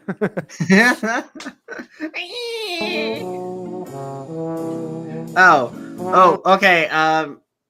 Make him super British. Go. Oh my God! I can hardly recognize you, my own son. I'll voice the mother. And yes, I was already planning to make him Pegasus beforehand. He's also Kai's father, so it works on two layers if you think about it. Kai, boy. Father, my name is just Kai. We're not actually us. Anyway. Well, it's been a while. I guess I have daddy issues, apparently. I know living with your brother can be hard.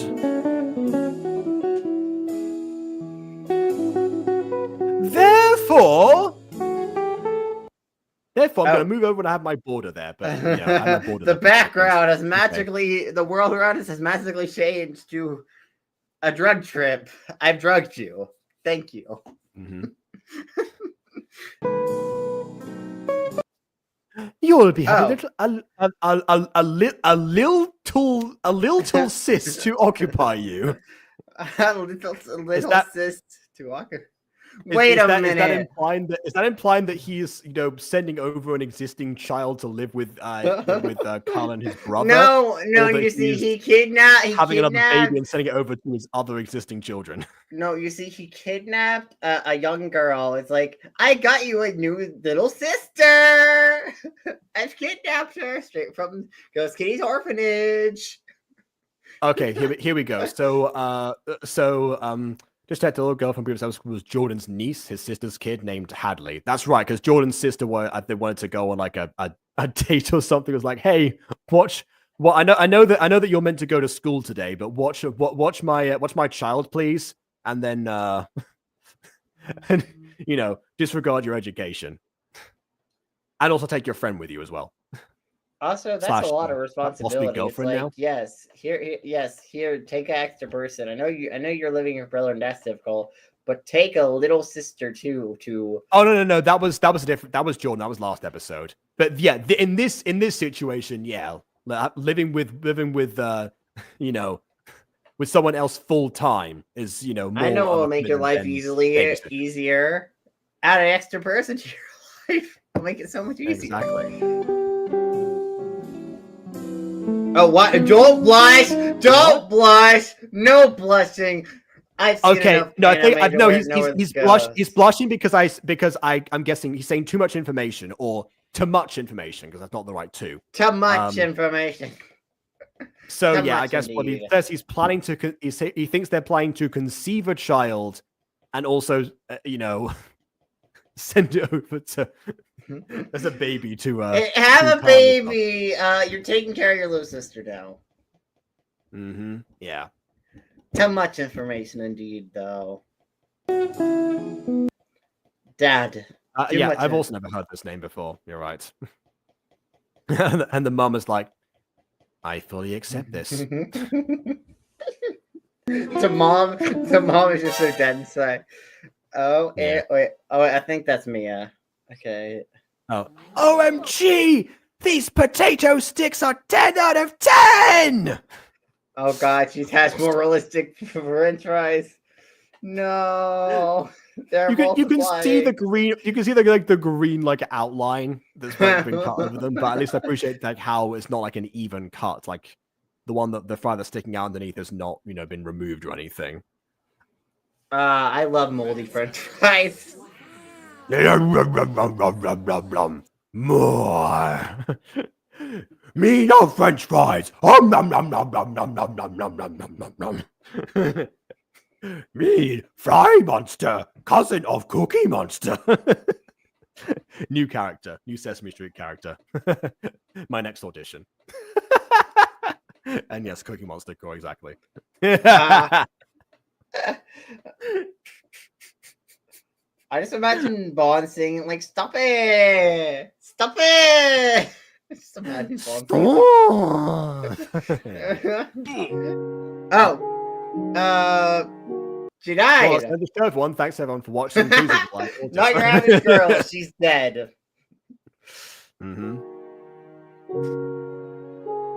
Again, aside from the green screen outline, decently edited on. Score of 0, by the way. She did really bad at experience. Yeah. Well, she was fully unconscious, but foaming at the mouth from the potatoes. Oh god. And now they all really stare at nothing. Yeah, what the heck was that for? Okay, I understand his embarrassment given, you know, her lack of class being displayed. Like, that was one thing that he said before. But yeah, the tackle was definitely unnecessary. I feel like tackling it causes it to get even worse, though.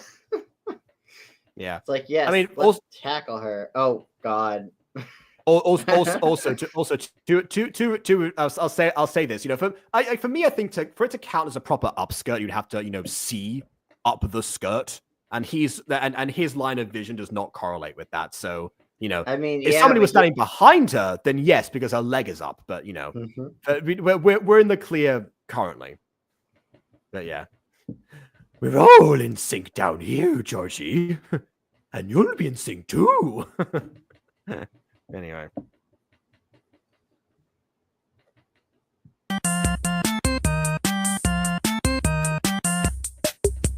I should be asking the same. Oh, sorry, wrong character. I should have been asking you the same thing. I told you to act like you have some class. But you see, I have a crippling addiction to this one specific food that I only now just realized in my late teens has been put into fried form and you know. Hey Jacob, don't tell her about mashed potatoes. She'll lose it. Yeah. Don't tell her about sweet potatoes. She'll flip her lid. Maybe don't she tell won't her about hash browns. Oh no. Yeah, she might not like sweet potatoes. Actually, that might be a different. You know, that's a whole different ballpark of taste. I mean, it's still potatoes, though. It's still potatoes. I assume she likes everything with the word potato in it. Yeah, but you know what? One of my only complaints with the Owl House, actually, so we brought that up a lot yesterday. Again, I'll bring up Luz and Amity again. There's one specific part where Amity says "Hola patata," and then Luz goes, "Did you just call me a sweet potato?" And the answer is no, she didn't. She just called you a potato. Patata just means potato. She never specified sweet potato at all. I don't know who did the research for that one, but they definitely did not. They definitely did not like. I guess they might have like reversed the idea of the word sweet potato, not the idea of the word patata, and that might be why. But I mean, come on, that was and that becomes like a major thing they call themselves afterwards. It's like this was not properly established. What are you doing? But there you go. How do you say sweet potato? Patata dulce. You have to add the dulce because that's the word sweet. But yeah. That's good. Cards like do line up with Mia's chest. Then again, I'll say this is we can't just eyes yet. No, you can't. That's you can't. Yeah. Well, I don't think you can tilt the head in this point. Not yeah, you couldn't tilt the head either. So yeah, aside from like moving him up and down, that'd be the only way to avoid that from happening. But then again, given the angle that she would have fallen out realistically anyway, that would also kind of make sense. There you go, given his positioning. But there you go. Also, Kiesel. I mean, yeah, everyone was thinking it because that's why they lingered on the shots. Like, even if someone like lingers on a shot of two characters in like a compromising position together, that that's the animators telling you, you bet start thinking about these characters, giving yourselves a big old smooch. But yeah, a big old makeout sesh. Mm-hmm. Oh yeah, I'll give you class. Please do. That's what I actively asked for. Oh god. The Spanish word as its title. Yeah, it wasn't quite that bad because that was obviously, the title and a major theme of every episode. It's just something that they call each other like every so often as the season progresses. And it just every time was they like, oh, sweet potato.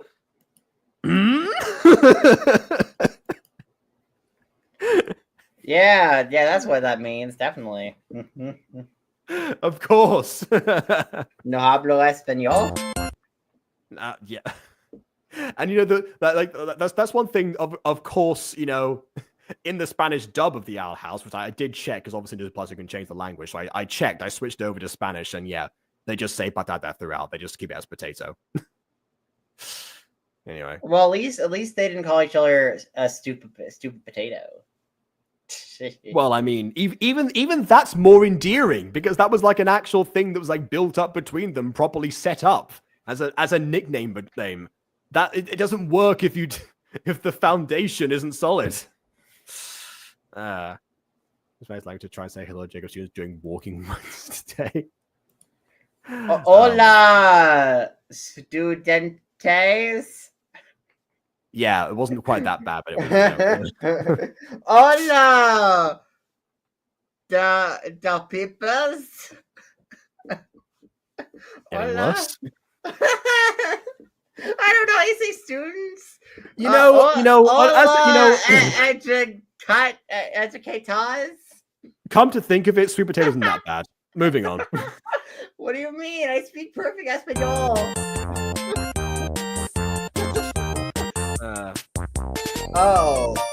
Welcome to class, Mr. Kyle.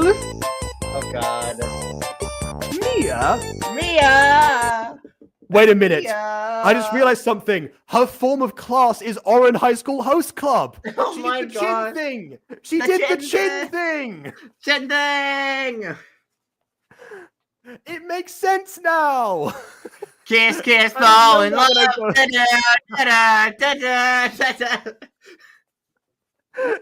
Exactly. There we go.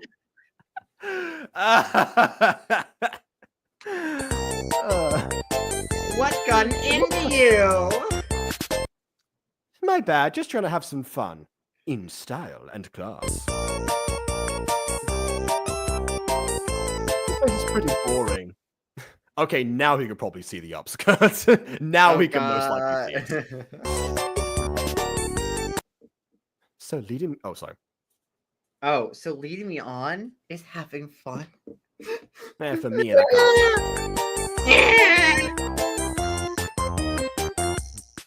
Oh.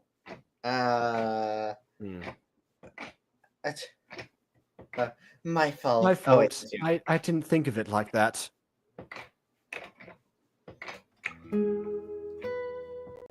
Oh God. They asked him a kiss. Humor is based on misfortune? Well, Super Pops is not.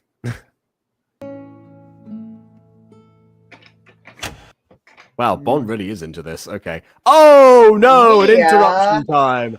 All right, ladies and gentlemen, it's dance time! Oh, pause here. Okay. Epilepsy potential warning here.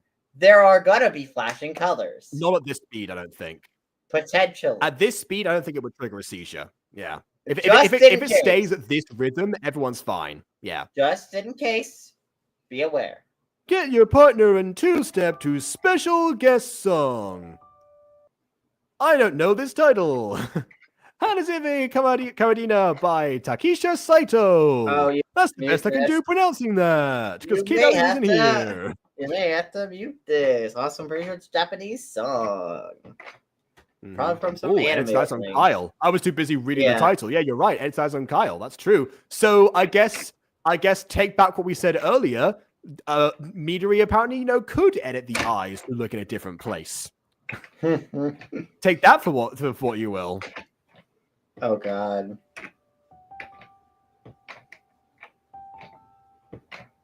Okay, this song with this like slow piano does not correspond with the lighting. This is like disco style lighting. You need like a bit more of an upbeat tune It's better on the dance floor.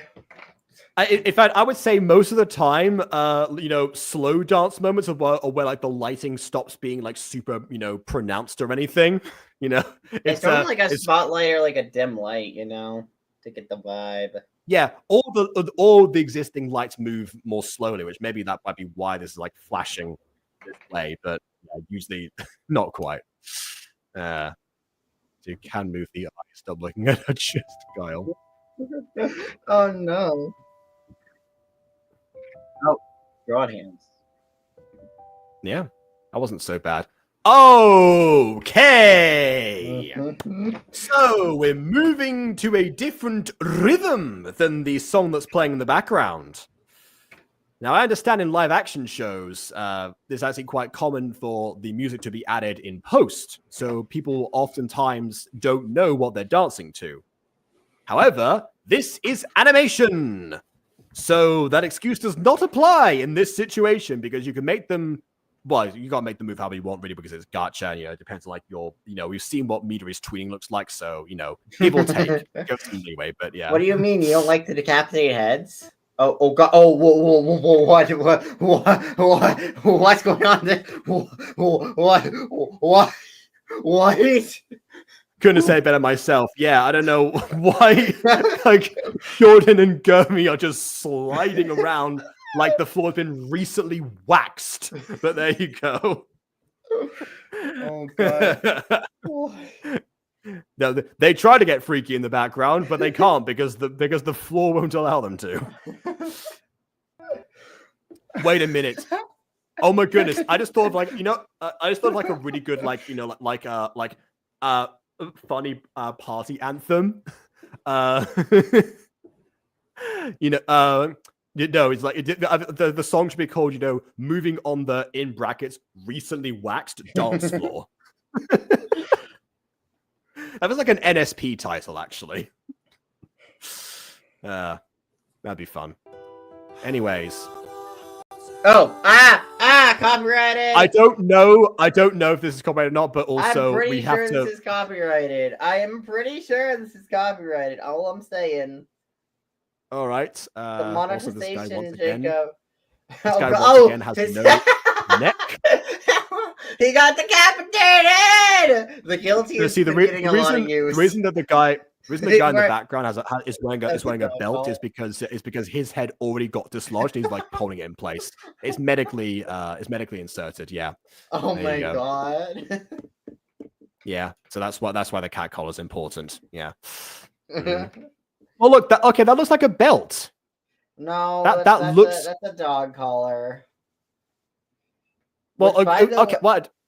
Well, I don't know. Well, dog collars normally have like a tag at the bottom, like that one. Like that one. I mean, it's like those are kind of sometimes fastened the same way, but you have the different notches you can see. You have like the part like it goes like through, and yeah, like that is how belts are formed. By the way, Luname adding the dog collar was one of the worst ideas Luname had with Gacha Live. Was one of the worst ideas to add. I can see the logic behind it because of the animal hybrids and like trying to complete like the aesthetic that people have used. However, of course, in hindsight, given what happened with not so good. Yeah, exactly. Yeah. Or the shot collar instead from taming the bad play. The shot collar. God. Yeah, there was this is in fact also true. Well, at least the shot collar Also, hasn't. At least you have to have a neck for a shot collar. This fan can't wear a shot collar. He has no neck. Yeah, it like for me to read, it does track for a song to have been in an anime. Like that's also like from the beginning one. So yeah, fair enough. By the way, the mouth's giving me William vibes when William tried to impose a mouth. Oh, okay. For some reason, I went back to FNAF. And I was like, wait, Afton? No, okay, that William. Fair enough. That makes sense. Not our William. Yeah. Because I mean, because also the mouth is like not angled correctly either, according to the head. So the mouth is diagonal. Definitely. Or the eyes, for that matter. The eyes move with the head, but the mouth doesn't. I think the eyes are on top of the head versus the mouth is superimposed. Yeah. Oh, and the eyebrows are moving with the mouth as well. Oh god, look at the hair too. My Look at the hair. mouth. There's the green outline around the hair. Like since the hairpiece is like Independently moving superimposed. hair and brows. And the neck is still missing. God, this man has no neck. What is the vampire gonna bite? Well, if the mouth, if vampire even has like a like. If the vampire even has like a a mouth that dislodges, it can just bite anything. But yeah.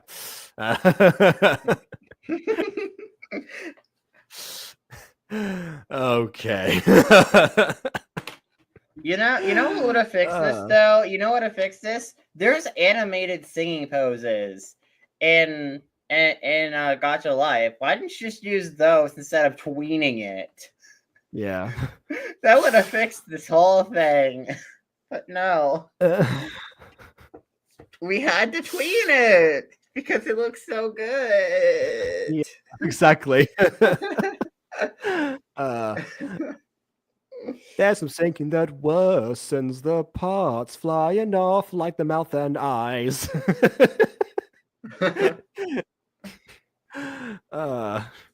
Okay. Oh, all right. Tasmanian devil. Fair enough. I mean, I guess she is kind of a devil when you think about it. Okay, then. That's a Pop Tropica character. I've never heard of this before. Got to look this up later.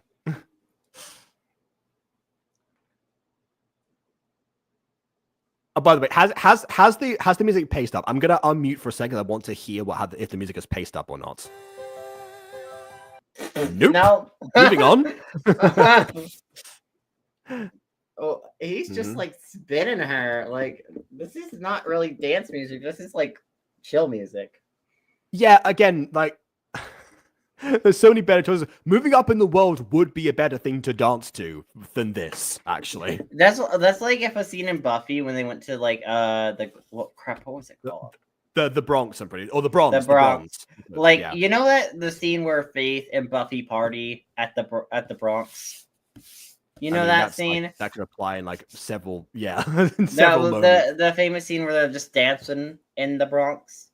Well, imagine that scene, but instead of actually having like proper music to that scene, you just put this music on that scene. It could be any scene in the Bronx, but yes, that one. I mean, there were some more chill scenes in the Bronx where it was like a slower melody, but that was normally when the characters were like sitting down chilling. Those were when they were like chilling. You had like the chill music. Yeah, but in all fairness, they were like splinters, especially in season 1, where there was just like regular bands that seemed to be just playing in that time. And I kind of get the impression that they were either like uprising or like indie bands that just given a chance in the series. I'm hoping that's the case anyway. Couples in the back are just sliding around. Yeah, for the most part, I do like what I'm assuming is an older couple, just like dancing in that way, because I have seen like that's how all older couples dance. But also my favorite part is disapproving father in the background here as an extra. He's like disapproving O'Leary from Amazing Spider-Man. He's like, no son of mine is gonna dance with someone with crazy hair. That's not well. Yeah, I checked it out because of you. It's like the one FNAF song that I've probably listened to in the past decade potentially. After the lot of JT music ones. Before that point, actually that doesn't quite match because it's been it's been just over a decade since FNAF existed, but no, half a decade I should say. Yeah. I liked it enough for certain events in episode 5 to take place, assuming that was kept in. I'll say no more about that. That was the reason I checked it out to begin with, but I enjoyed it when I was doing so. It's like Castle on the Hill. It's one of those songs that like gets stuck in your head, but you still enjoy the fact that, yeah. There's a castle on a hill. As the story goes.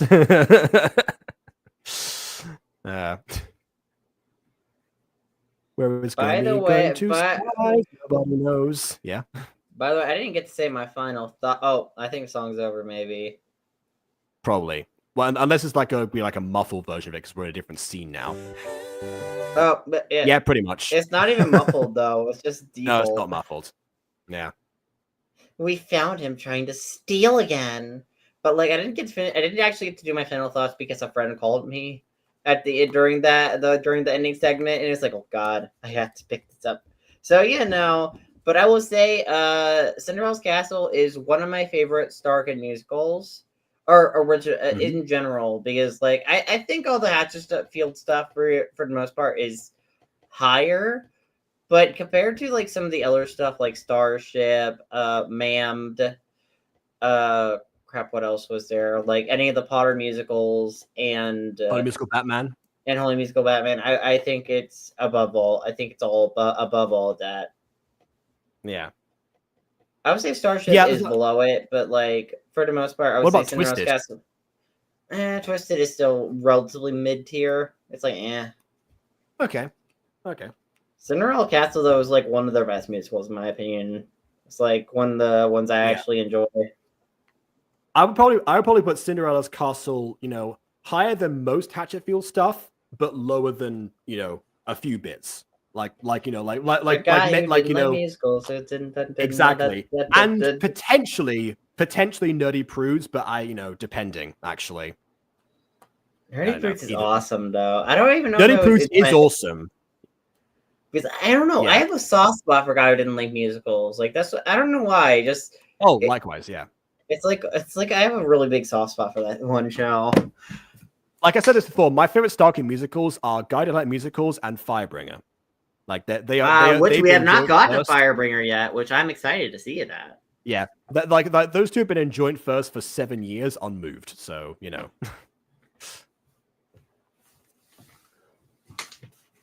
But we did Starship mention. We also mentioned Starship in the actual Cinderella's Castle 2 review.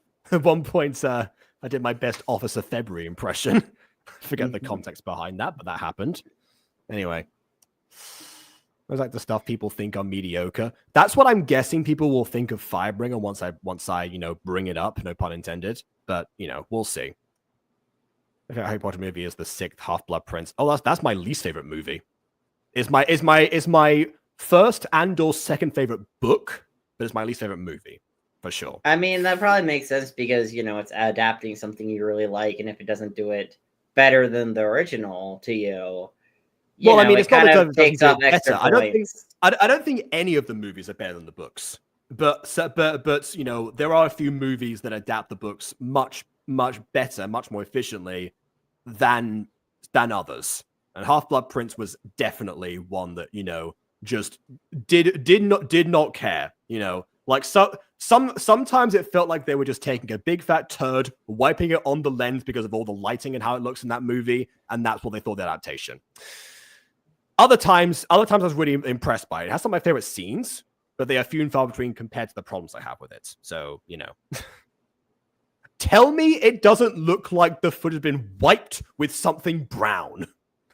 Tell me the lighting in the movie does not look like that.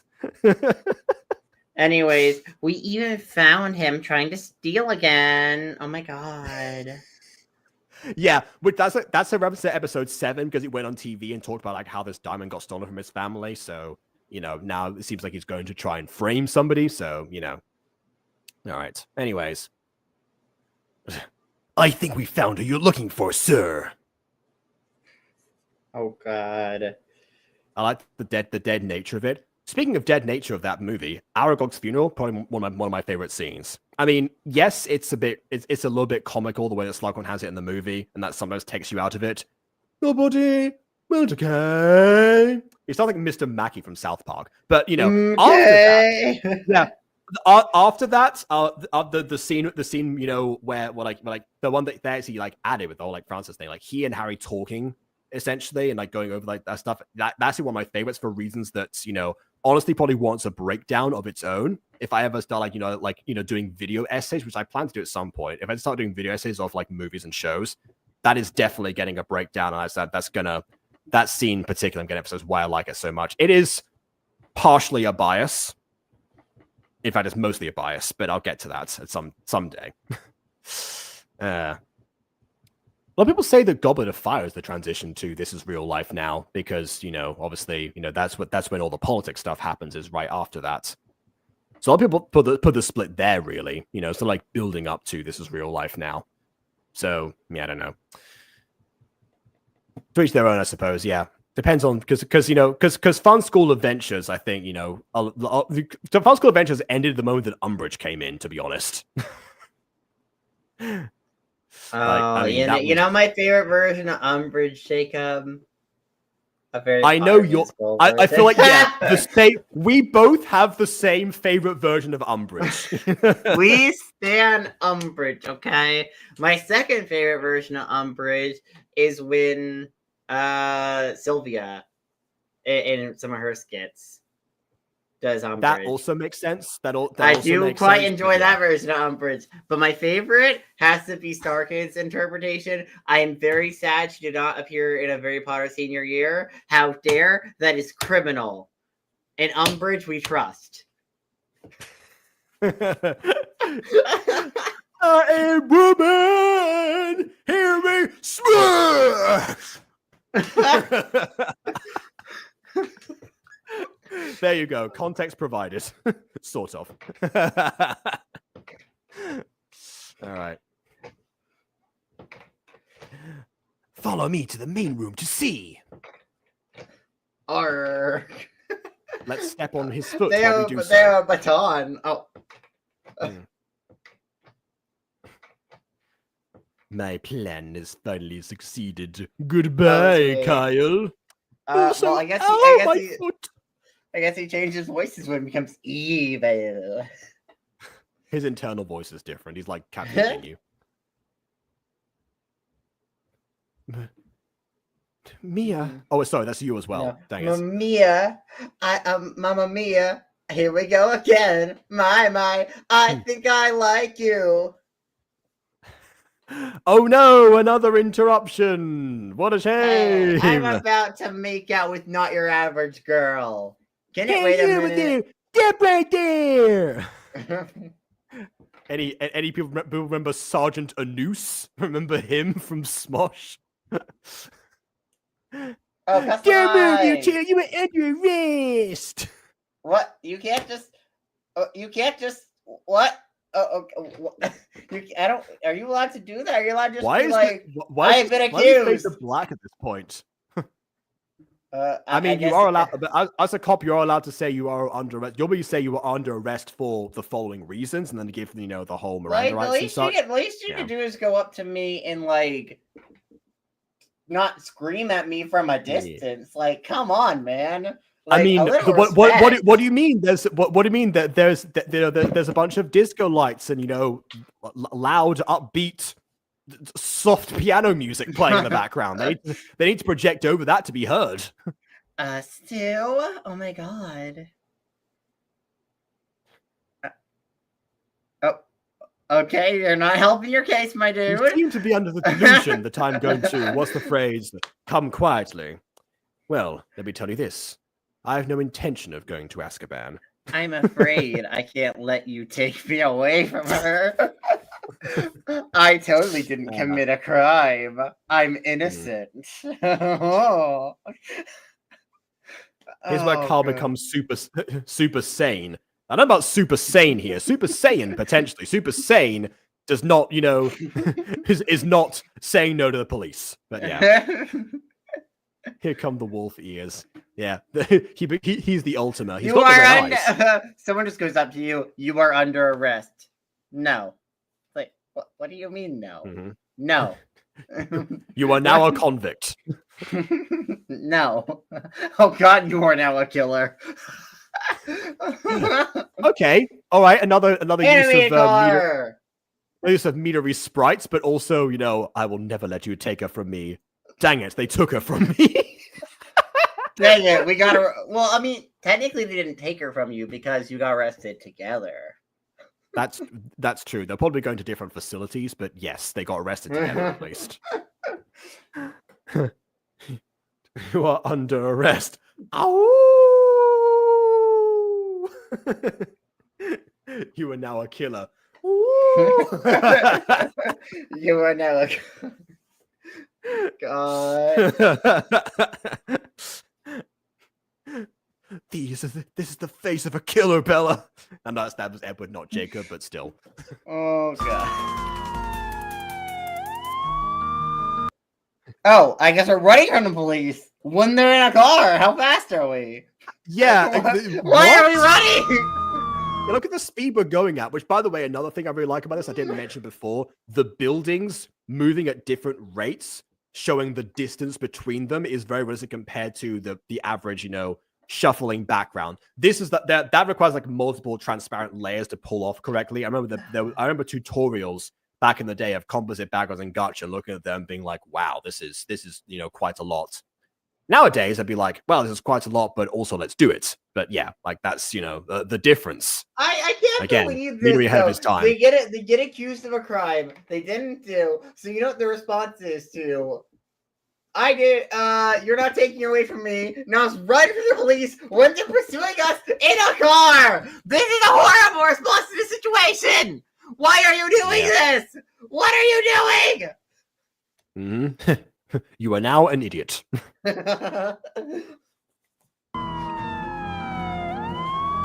I'm warning you. This can turn out very bad. See, now we've got a siren going on. Now we've got a siren and a moving car, so they definitely need to project. I'm guessing there's like a megaphone involved as well. It's more this like, I'm warning you. This is gonna turn out really bad. Like, I don't know. Oh god.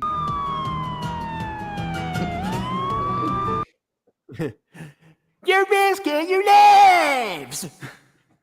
Okay, now I'm turning into Eric Cartman. That was not my intention. Screw you guys! I'm going home. Oh, respect my authority. Why Why are you doing this? This is so stupid. If you didn't commit a crime, why are you running? Why are you running? Why are you running? Why are you running?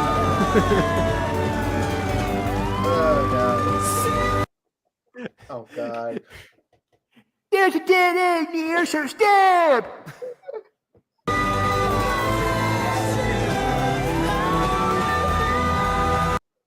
Mia has no mouth, I just realized that. She's kissing the back of his hair. That's why she has no mouth. Oh! Or just his back. That's where her lips would be. Otherwise, her mouth would be moving more than that guy who was singing the song from earlier. Listen, okay, maybe his back is really hot. Okay, there it is. There it is. Which also implied pre-rendered camera angles as well, given what happened with the city just now. This must be another. Oh, sorry. This must be another plan for my brother and Lewis. Okay, so you're innocent. Why are you running? Oh God! Don't. People say innocent people don't run. So, also, what is happening with your mouth? Jeez, it's falling off. Your mouth is falling off. Close it. I'll get you out of here, Mia. We may have to live our life on the run for the rest of our life, but it's okay. We'll be fine. Yeah, this is what I was saying. This is what we were talking about before. There was a previous scene of these two going to the dance compared to now returning. But yeah, this is what you were being compared to earlier, Bond. So that's where the compliment came in. The lighting specifically. Yes. But okay, so you know what would make this situation so much better? Or like stopping the bike and surrendering. Yeah, but you know what would have helped them getting in a chase of the police? A situation that could have been added right before the police try to arrest them. What if someone holds a gun at them? Like the police, they're trying to talk to police, trying to be calm, but then unbeknownst to them, I don't know, maybe a dangerous situation comes out where they're running and the police assume they're running from the police or something. I don't know. Say police are like, we need to talk to you in another room. So they go to the other room and the police are talking to the guest for a second. But then someone jumps to them with a gun and they bolt out of the room. And then it's like, oh my God, they're running from the police, not someone trying to threaten them. I don't know. That would at least been better or something. I don't know. Just why they would immediately be like, The I know question- we've been the- framed. Let's run from the the question- police. Okay, the question here is why would someone else pull a gun at them? Because remember, I Louis and I- Kai's plan specifically involves framing them and using the justice system against them. So getting someone else to pull a gun at them would not favor them in any way. I guess, but I'm just trying to think of any situation where the police would start chasing them in any reasonable fashion. Like, Yeah, this is the unfortunate thing. Like the thing, you know, it seems to be a case, you know, that you know most of the really well edited Gacha series have the most ridiculous reasons for why we ended up with the editing in the first place. Like, It definitely proves that writing and animating are two very different disciplines that can be done by the same person, but you know, they're not necessarily a joint package. And for most of Not Your Average Girl, you know, like the marriage has been perfectly fine, aside from, you know, that random moment in scene 1 and most of episode 4. But yeah, this is not it. I'll get you out of here, Mia. We're gonna be on the run for the rest of our lives. And guess what? Even though, wait a second. Now that I was gonna say, even though we're in a high-speed chase right now, they are still riding side saddle. What is wrong with you? Like, again, clearly, Midori knows how to put someone's arm over the just erase the leg. I know you couldn't like remove them yet in Gacha Life, but erase the leg or something, or do whatever you did to make that image work. We'll have to jump the ramp. Why? Okay. Here's an idea. Here's an idea, Kyle. You came to the dance this way, which presumably means that there is a rampless exit somewhere. How about you just, you know, do what they do in like, you know, in like MotoGP or something, where they just where they like lean over, they just like swerve around. That's how they go around the corners. Go round a corner. The police will have to stop the car as well and readjust. So you have the advantage if you have to, you know, turn somewhere. Otherwise, how did you exactly arrive here? Oh God. We're well past Rosa Red by now. You know that the Rosa Red thing was, you know, that was from when the police were involved. Yeah.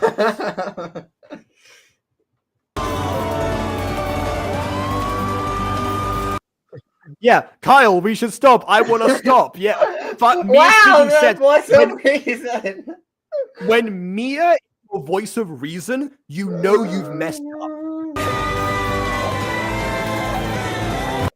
Trust me on this one. No!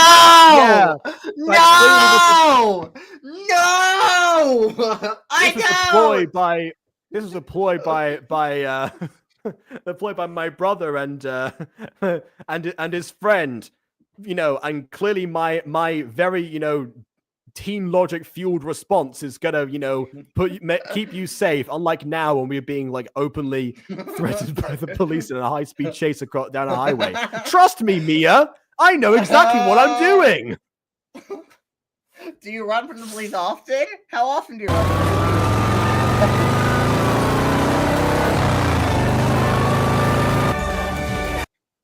Okay. So aside from reenacting ET, which fair enough, I'll say one thing I also like is how like the motorbike like accelerates. We actually do get to see it move like further across the image while we still have the same speed of background. There's obviously the other option would be to have kept the motorbike static and have the background, you know, move faster, but that would have, you know, been a bigger issue with the layers. So I understand why that was not done. This method is probably more effective anyway. Okay. See, here's the thing. Jumping across a ramp on a motorbike is already dangerous enough. Jumping off the bike when doing so is even worse. You are going to die. Every bone in your body will become powder the moment you impact the ground. Maybe they're jumping in the water, but even that would hurt a lot and potentially kill you. Why? Yeah, yeah. Hey, Kyle, Mia, you are now a corpse, both of you. You are now a corpse. Oh. Hey, at least you get to grab her waist while you both plummet to your doom. Oh, sure. Now's the perfect time to move to the next base. Of course, the threat of death. Clearly, that was the point. What do you also, mean? It seems death like is so romantic. Also, it seems like he's hugging her because you can see like his other arm that's been like dislocated slightly. Oh god! You can see the outline there. Yeah. You are now pregnant. Yeah, when a guy wraps his arms around you, that's how you get pregnant. Obviously. Listen, that's some anime okay? right there. Listen. Yeah. No matter what happens, you're going to die! This is so stupid. Yeah, that was a blood splatter. That was a blood and splatter. you're dead! Yay! ABCs, you're dead. Yeah, no matter what happens, what? You're going to protect her? Guess what? But you died. Look at him. Well, to be fair, he looks about the same as when Mia beat him up that one time in a previous episode. Like that's the same bandages.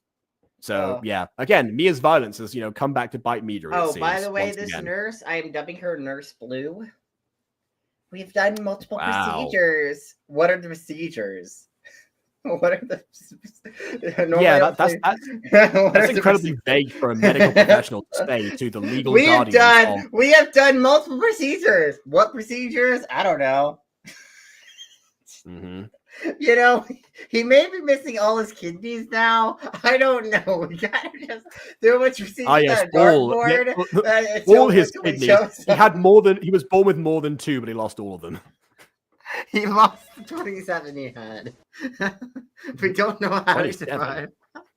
We don't know how he lived. I don't know how he survived to teenagehood with 27 kidneys inside of him. God. But came to a conclusion of, well, he's dead. A minor coma. I guess a small, teensy, weensy little one. Just a tiny one. Of course. Kill me. Oh my goodness. I'm sorry, and that was your medical conclusion that he's in a minor coma. Like I feel like that would be like the first thing they would probably notice. But anyway, after the many surgeries and many procedures we put him through, he's in a minor coma. I've been good with the tomato. Yeah, throw tomatoes. Yeah. Tomatoes, major bananas. Coma at least. Yeah.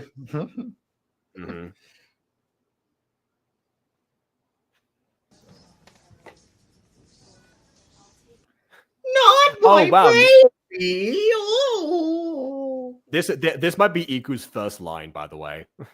A very significant character, I'm sure. Iku, you can call me Iku. Black outfit, white hair, living in the TV.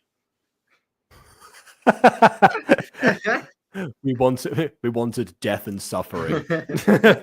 Well, I mean, you got the suffering part. He's definitely suffering. Although it's only a minor coma, so only a minor one. And we cry in unison. Okay. Oh, God. Well, I'm not dead at least. You're probably dead, and your eye is blue now. Why does this feel so familiar? Because it's the same bandages that he had when you beat him up. That's why it's familiar. Well, did you at least get plastic surgery? I mean, you were kind of looking ugly, so it would be nice for you to go and get plastic surgery. God. I know you, the bandage on your eyes. Nothing could disguise that face there. I know you, Your bones have all been shattered. None of that really mattered. Don't care. At least the most important bone of all isn't shattered. Your femur. Why is that the most important? Anyway. I don't know. My muscles screaming out. Ow, ow, ow, ow, ow. And yet I feel this pain, and I will not have gained anything from it. I shut it. Okay, moving on. Oh, okay. Ghosty said, let me in. Let me in. This is not a dance. I see you. The summons that you've made. This is more than just a game. The link I'll soon assume I've gave Proclaim. you. Ghosty. Yes, more than just a game, but join us. Ghosty's in the gang. There you go. The link's in your Ghosty's in the gang. So come on over and hang with us, please. Hey. Your message screaming out, let me in the stream. Let me in the stream. Let me in the stream. There you go. She's not here yet, so that wasn't a segue. Cocaine and Vaseline. Mm-hmm. Okay, here we go. You are gray. She's gray. Ghosty's camera is also undergoing a minor coma right now.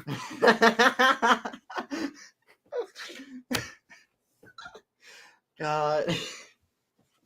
We'll give her a second. Why this video was pretty decent in the beginning, and it's gone downhill so fast. It was only when the police showed up. Like a couple of moments, where, with like the fries and such, but obviously Mia was going to mess up somehow anyway. I'm surprised she doesn't know what fries are because, I mean, for crying out loud, how could she not? Especially Maybe she was in a coma. Maybe she was in a coma her whole life until the series started. Yeah, potentially. But yeah, it was only Carl's response to the police because the whole framing thing was built up from episode 7. So that didn't come out of nowhere necessarily. But why did you run from police? I don't think that's helping your case. That's really not helping. It's a horrible idea. Yeah, I will say this is not enough for me to ruin like the goodwill set up by the series up until this point. But it's along with episode 4, it's definitely a blemish on the series. Anyways, the Pokemon battle bit. The camera is still gray. Yeah, I know. I don't know why it's doing that. Oh, okay. Well, we can hear you at least. So there's that. She's gray. But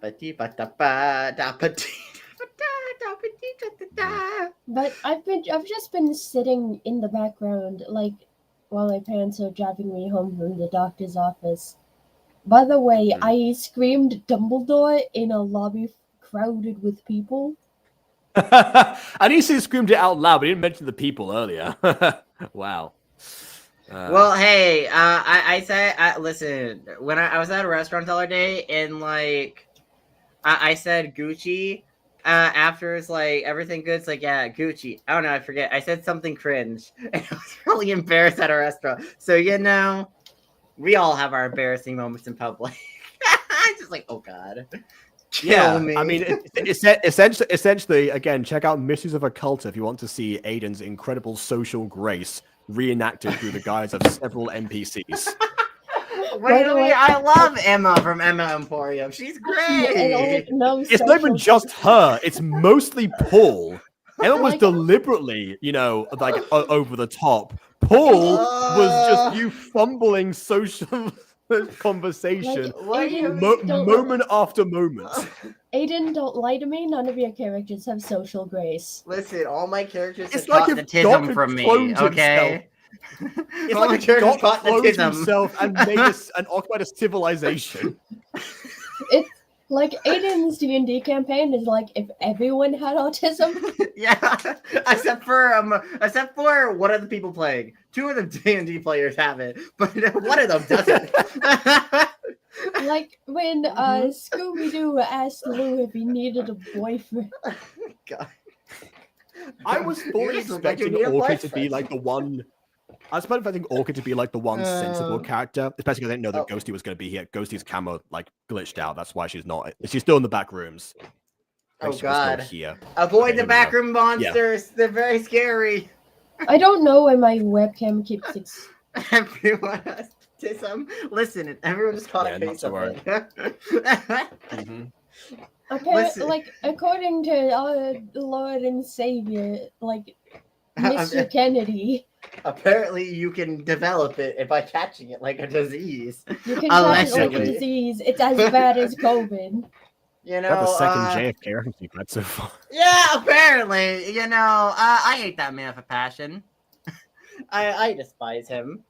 Don't you know, Jacob? You might just catch autism from us. Yeah, you know, I sometimes sneeze on stream, so maybe you'll catch from that. Ah, yes, through the airwaves, of course. You might. That, or you'll get vaccinated and somehow you'll get it. I don't know how. It will happen though. It will happen.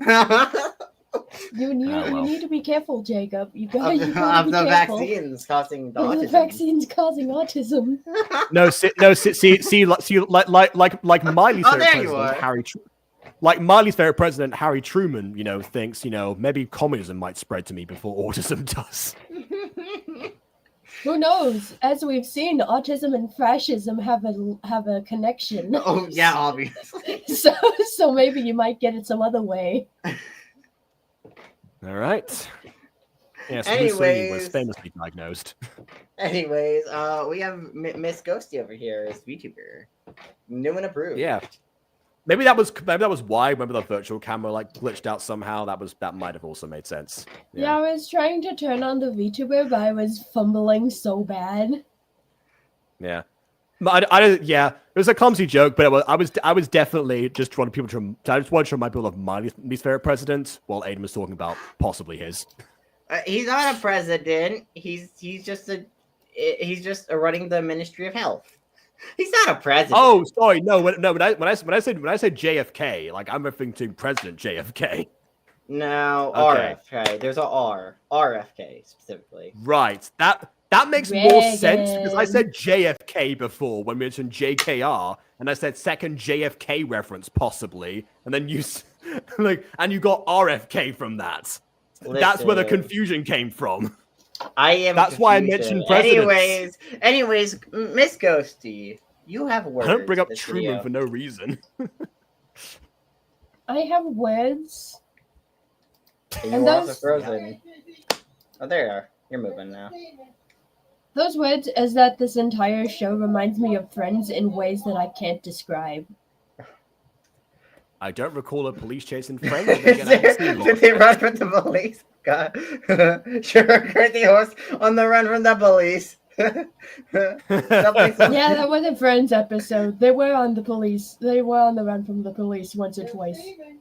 Okay, fair. Yeah, again, like I said, Okay. I haven't watched a lot of that show, so, you know, I can believe it happened. I just don't recall it. Crazy horse, don't hurt me, please. I'm begging on my knees, baby. Crazy horse, don't hurt me, please. What line lot is of this song? horse break? God, I love that song. It's so good. Oh my goodness. Yeah. Uh, That's a fun one. They got made into a Gacha music video by yours truly. yeah, go check it out. I don't know, link in It's the called Yummy. description. It's called Yum. There's no. Well, I mean, I've got. We can update it. We can update the description, Jacob, or I can at least. Well, if you can, I can. But yes. I have been updating your playlist. Earlier today, this morning, I literally went in adding a bunch of stuff to your Gacha review playlist. You keep forgetting to Oh, add things to your fair Gacha review playlist. I kept going like, okay, added. Yeah. added. The thing about that about playlists is that, you know, they don't take into account. Yeah, there's no way on StreamYard to actually add streams to a playlist. You have to do that manually on YouTube, and I forget to do that. I forget to turn monetization half the time. Oh yeah. God, is it monetized? Please tell me it's monetized. Oh no, this one is. This one. Okay, is. I was about to be I like, remember good. Make your coin. Make your coin. Yeah. Well, I mean, assuming that the anime song from earlier didn't ruin it, but hopefully. God. Yeah. Crying baby. Okay, what is it with Midori and children crying in the snow? That's like a trope of this channel for some reason. God. Like, I mean, it's fantastic you can edit snow, Midori, but still, this has happened multiple times. And if you want to see Jacob edit snow, watch the Mutant Girl Christmas special. Now that is true, yeah. Although then again, probably it actually doesn't look as good as this, but yeah, fair. Hey, why are you crying? Oh, go see! Who does he remind you of? Who does this man remind you of right now? I'm going to stick a boot so far. Jacob, I want you to take over voicing this character, and you know the voice I want you to do. Don't you dare, Jacob. Jacob, don't you dare. It took me a second to realize what you were implying. Please, Ghost's no. reaction. Don't. I'm begging you, dear Lord, no. I'll do it once, but I won't keep it up. I'll do it once. You'll just change it to Italy. Just change to Italy after that. No, don't. Hey, are you there? Are you there? Hello? Respond to me, hello? There you go. That's it. I won't. Now make his voice Italy. No, don't. Okay. You have a thing for Italy? Okay, fine. I'll continue voicing him. Okay. This is you, Jacob. Unless Ghost wants to take over for Mia. Shut up. What Jacob doing the rest No, of it. she's saying that to both of us, yeah. Wow, you're a tough girl. God, why did you do that voice for all of a sudden? Oh my God. You were just poking me. Why would you then call me a tough girl? Wow, was your eyes always this color? You must or be do they become red? I don't understand. No one has ever stood up to me before like this. Are you the main character? Wow, are you not like other girls? Are you not your average girl? Yeah, exactly. Oh, you're a tough girl. Hey, girl, what are you doing, girl? Still doesn't explain why you're crying. Is it because you're getting hypothermia? God. Bleh. No, it's gonna be like that one scene of like Ulrich's, like Ulrich's tear freezing in the snow. Oh God. Here we are going far to save all that we love. The single tear of Ulrich's turn. There's a tree on Yumi. She might freeze to death. Which is why he was crying originally. Anyway.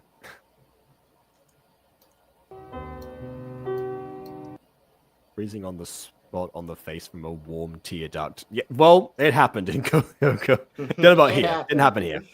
Yeah. Sheesh. You're so loud. Why are you so loud? Aiden's reading comprehension, everyone. Shiver, shiver. I'm surprised that Mito didn't do like intense Does keyframes. seem to be cold. Does seem to be cold. Let me help you. Yes. Oh yes, that seems to be. You seem to be that's cold. I know a good place to keep cold and cool. It's called Club Ice. I want to come to Club Ice, boys. Now I don't know. Ooh, unsee. Welcome to Club Ice. Were you trying to do Italy, but you ended up with German instead? I was trying to do Russia. You can't That's do another Russian voice. That's because Aiden can't pull it off. I can't pull it off. I can't touch your ghosty. Big sad day for me. Listen, you wouldn't be able to. Your voice register is too high. Yeah. Unsee. Well, to be fair, cold. Okay, to be fair, Russia's voice register is also quite high, which is why you originally thought that I couldn't pull it off. Yep. Oh God. So Aiden might have a better chance, actually. Aiden might have a better chance, but I'm scared he might unlock Satan or something. He may unveil his new demon form to the world. And I'm just gonna stick at Club Ice for now because Uncy love Club Ice. I'm feeling awesome. Oh my god. God, Club Ice was so problematic, but I still kind of love it. It's super problematic though. Olga, if you're unfreezing to death, give us some of your hair. Listen, Aiden, as a connoisseur of problematic content, look at Hetalia, for instance. You're not alone in loving something that couldn't be made in this century. But I mean, yeah, that Club Ice, I'm pretty sure was like 11 or 12 years ago. But yeah, like even it's definitely quite something. It's a decade ago. Yeah, see that's why Team Crafted trying to be child friendly did not work and like diminished the passion for them. Like there's a reason that it like just took like so much out of them all. But yeah, I mean, lesson learned, I suppose.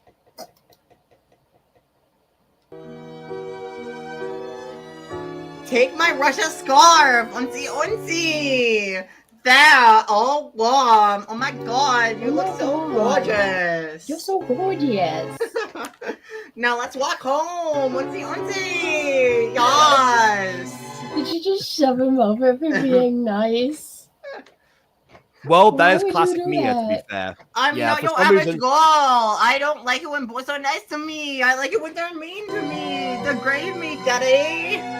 Mhm. I don't know why. Oh god, don't give her a piggyback ride in the snow. Are you a bad idea? It's a bad idea. Why? Bon in chat is Aiden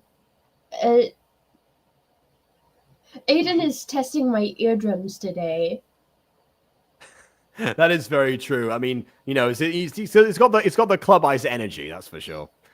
We're just missing Victory is mine. Yeah. God, Bon, if you're not seeing Club Ice, I want to sit you down and make you watch Club Ice. It's a trip. It's a trip. Just Oh, like my how I goodness. want to sit Jacob down so we can finish Italia together. Mhm. I mean, hey, whenever Yeah, you but guys do that, I'm more than welcome. honestly, I'm more than up to join. Yes, I will join. yeah, if you want. we still have Code Lyoko. We've got to. Oh yeah, we've wait, got we to- haven't finished. Aren't we like Yeah. only a few episodes away from the finale? Actually, no. We've No. watched the finale and we've made it to Evolution. Oh yeah, we're on Evolution. My brain. We have not watched it in months. God, I want to revisit that so bad. I don't that's true. like Evolution, but I'm willing to finish it with Jacob. Exactly. See, this is what I was saying earlier. Even if you don't enjoy something, the experience of watching it with one of us will hopefully, make it that- enjoyable. Obviously, just like- not applying to the chats, but yeah. That and I'm sick and I really need friendship right now. My sinuses are so full and I hate it. I feel terrible. Well, Fair enough, fair enough. I am available most of the time, so you know.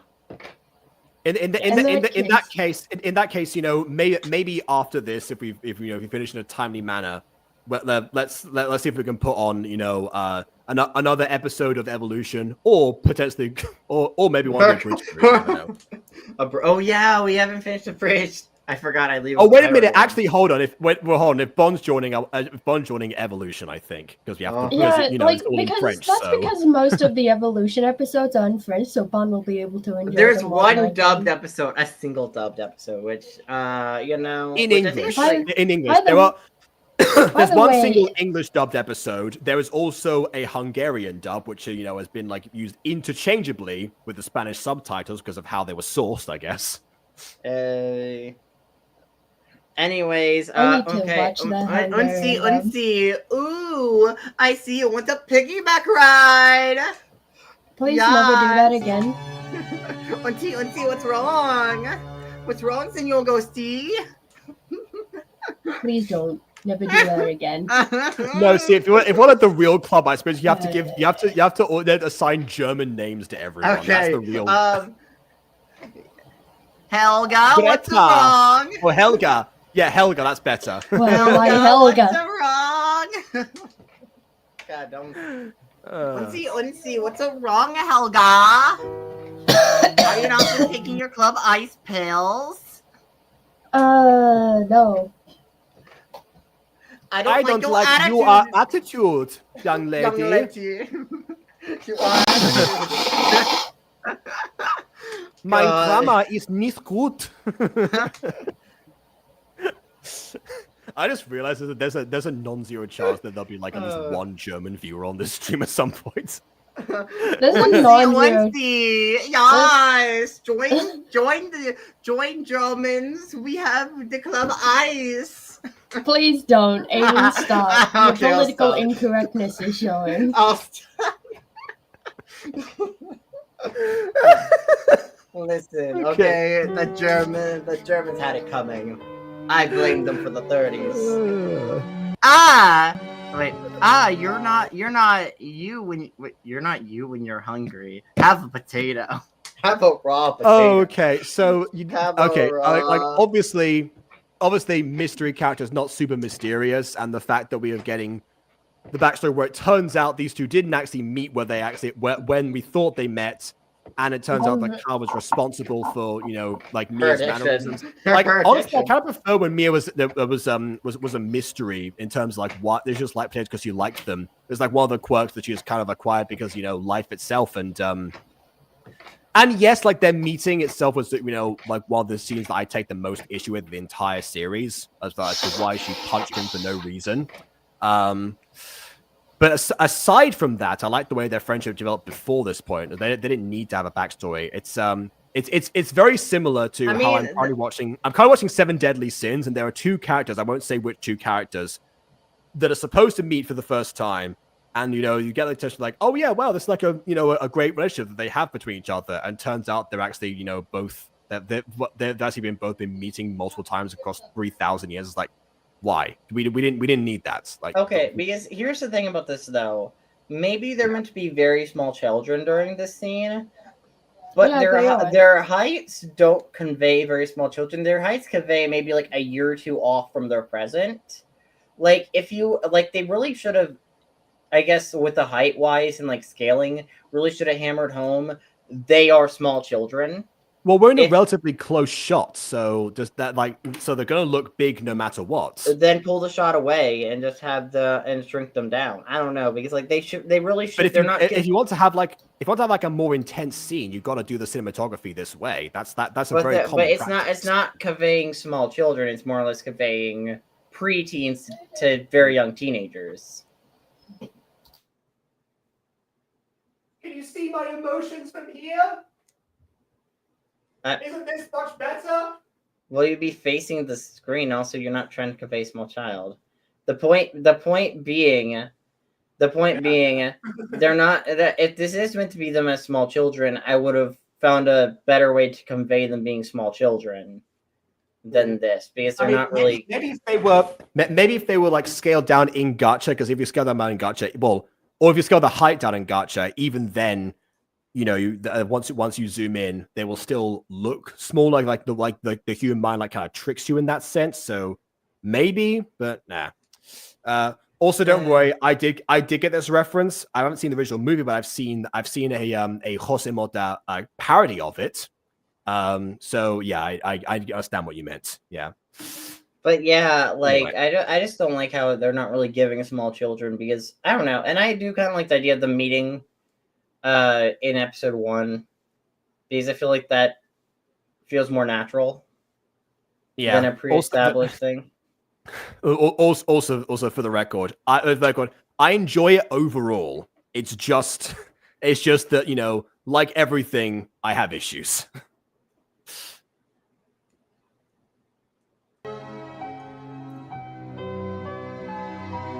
Also, why would you give someone a raw potato? You're not you and you're hungry. Eat a raw potato! Which is also potentially frozen given the weather. Why would you... One, why do you have a raw potato? Gordon Ramsay is it quaking right now. And I don't... okay. Gordon Ramsay is just like off in the distance. Someone just yelling, "What are you doing? You donkey!" It's raw!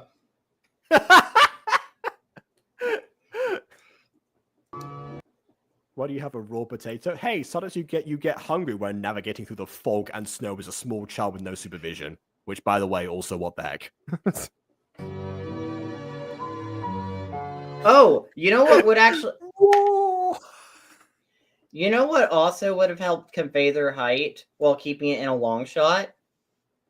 Putting something like a snowman, like a giant snowman next to them.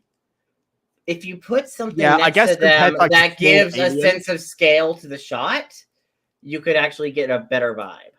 Yeah, unlike the small alien next to it. Yeah, next to that. I don't know what that is. I don't know what that is.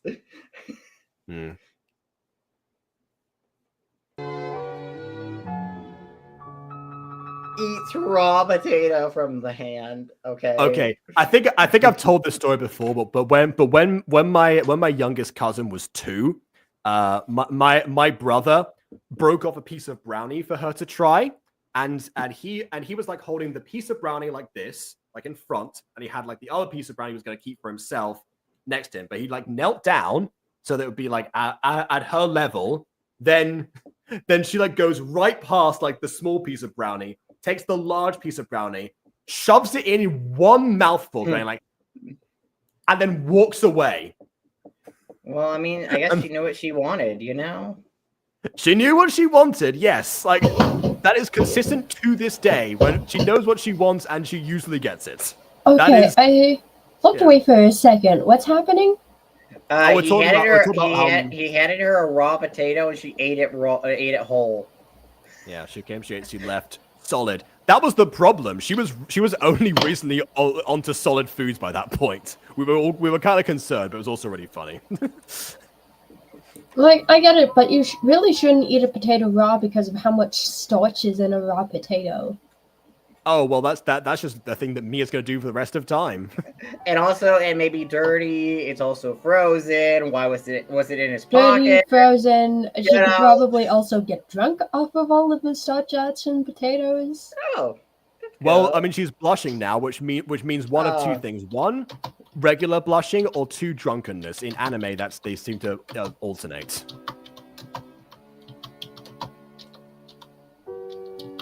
All it took is one potato to fall in love. Mm-hmm. Get drunk from potato. I didn't actually know that. Potato wine.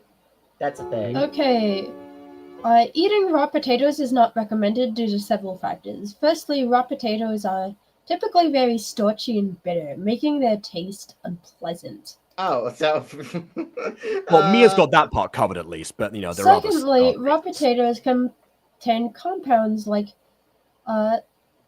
solanine and lectines, which can cause gastric distress and potentially make you sick. Oh, that's cool. I love it! I love it! This is gonna cause me so many issues! Yeah. God. What? Yeah. Oh no. I mean, that's exactly what she did this episode, so we're just, tying both of those things in. Yeah. More potato. I wish for you to bathe me in the blood of starchy goodness. Oh God. Mm-hmm. Oh.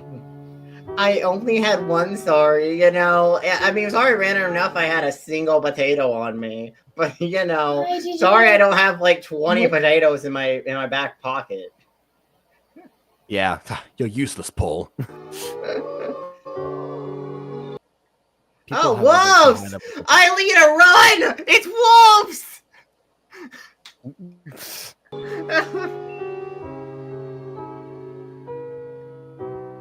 Stay back! There's wolves! Why are 2 children in the middle of foggy snow with no supervision when there are wolves around? Because he is the alpha. He is the ultimate. Oh my! He has the ultimate eyes, so I was getting called by his ancestors. Well, I mean, I guess, genetically speaking, they could still be his ancestors. You'll make a fine meal. You are now a meal. Prepare to be a wolf happy meal, small child. Yeah. I'm scared. Don't worry, I'll protect you. These wolves respond to the call of music, electronic specifically. Oh, I like By the God. way, yeah. By the I way, was- yeah, Minecraft Universe actually made a Club Ice, like techno track. So that's worth checking out because it is really good. So the one part of Club Ice that's aged decently. They're drawn to rhythmic frequencies. Oh no.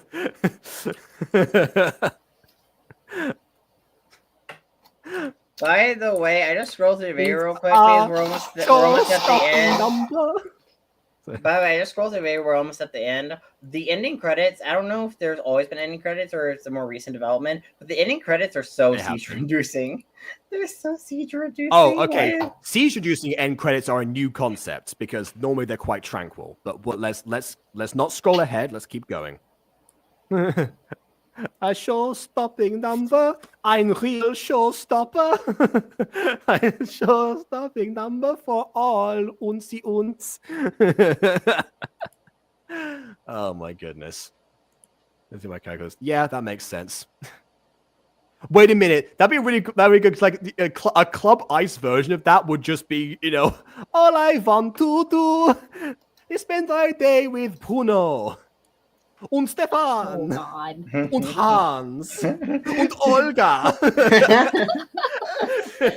Oh Those were all God. real Club Ice members' names, by the way. This one's I remembered. Und Augustus, of course. We can't forget Augustus because he Well, had all there's the a series when Bruno Gustas, left. there's a Hans, there's Holga. Jerome Seth was Olga for months after that video. Just didn't change his skin at all. Listen, Anyway. in Club Ice we stand. Not doing the Club Ice version. Mhm. No, you need to. Yeah. I will pay you actual money. Oh, I just realized this is how he gets his scar, isn't it? You want to know how I got these scars? Oh, how topical! I also have a character that got scars that way on the same Hey, side, which is ironic. Isn't it ironic? Don't you think? It's like messages, past the chat delay. It's a cool joke that's already been said. I know it's gone a sleigh. I don't know where I'm going. End my existence quickly.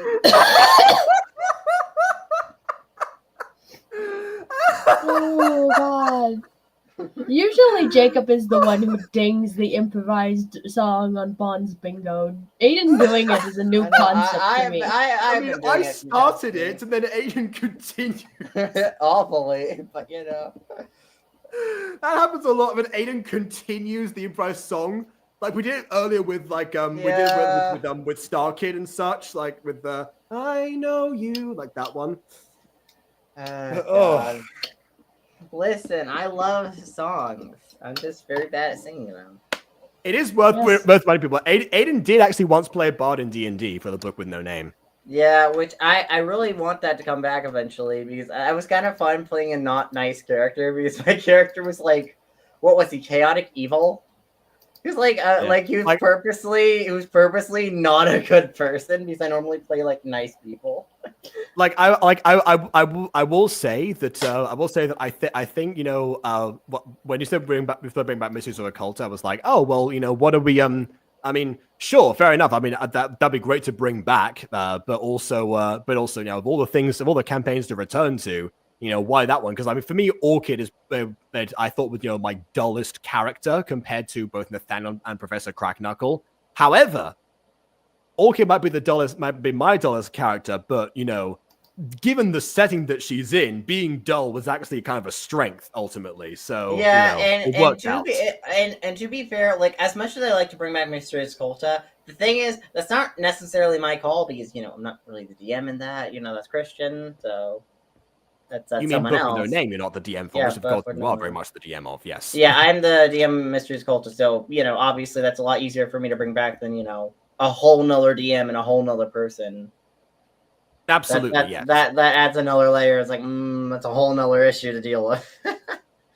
Than just, I just returned to reality, so I want to. This video makes me feel high. I swear. Bon it's like I went to the Emma Emporium. Yeah. We actually knew each other in childhood. Is my favorite trope ever. Yeah, it's definitely on like it's definitely like bottom 5 for me as well. Because, I mean, it takes away from the perceived first meeting of the characters. Like I said before, I mean, Seven Deadly Sins wasn't exactly a met in childhood trope, but it was, actually, there was a met in childhood, pair that happened. That's not the one I was talking about earlier. The one I was talking about earlier was not met in childhood, it was more met in teenagehood, but, still, same idea applies. It's like, I mean, you knew each other before the actual meeting, and therefore your characters were not what we, kind of like followed along with. I mean, it's a good twist sometimes, but it's got to be handled in a certain way. I feel like the ones who actually did meet in childhood get away with it on like a very thin line, but the other two, the teenhood ones, no. I mean, it worked in my street, I would say, between the Aphmau and Gareth and. That was I mean, it was presented as Aphmau and Aaron. Aphmau and Gareth and such. Yeah, Aphmau and Aaron like being friends already. I suppose like that was also a twist that like shook them up to some degree, and Although you know what I find funny though. With Aphmau, Gareth, and with Aphmau and the Remaves in general, I mean. In there, it doesn't bother me so much because it was a case of like, oh, that's a fun factoid, I guess. Well, back to our usual dynamics, and nothing has changed from us because we still don't have these memories, so it doesn't affect us. So from the start, didn't shake up much. He wasn't there to shake up the entire series, until he was there to shake up the entire formula. Yes, as soon as his VA particularly, took over some writing duties. What a coincidence! But yeah. But here's the thing as well. Like, I feel like this whole them knowing each other in childhood and stuff, or turns out they met in childhood. Like, with it coming out of nowhere, it's kind of giving vibes of a creator as they going along with the series, being like, "What do I do next? I don't know what to do. I know." They met in childhood. That's in the lore now. It may not make a lot of sense with the whole what I presented beforehand, but it can't. But we're just gonna say they forgot they met in childhood. Yeah, okay, cool. Yeah, guys, totally. Wow. To be honest, that isn't exactly uncommon when you're dealing with something like an episodic anime.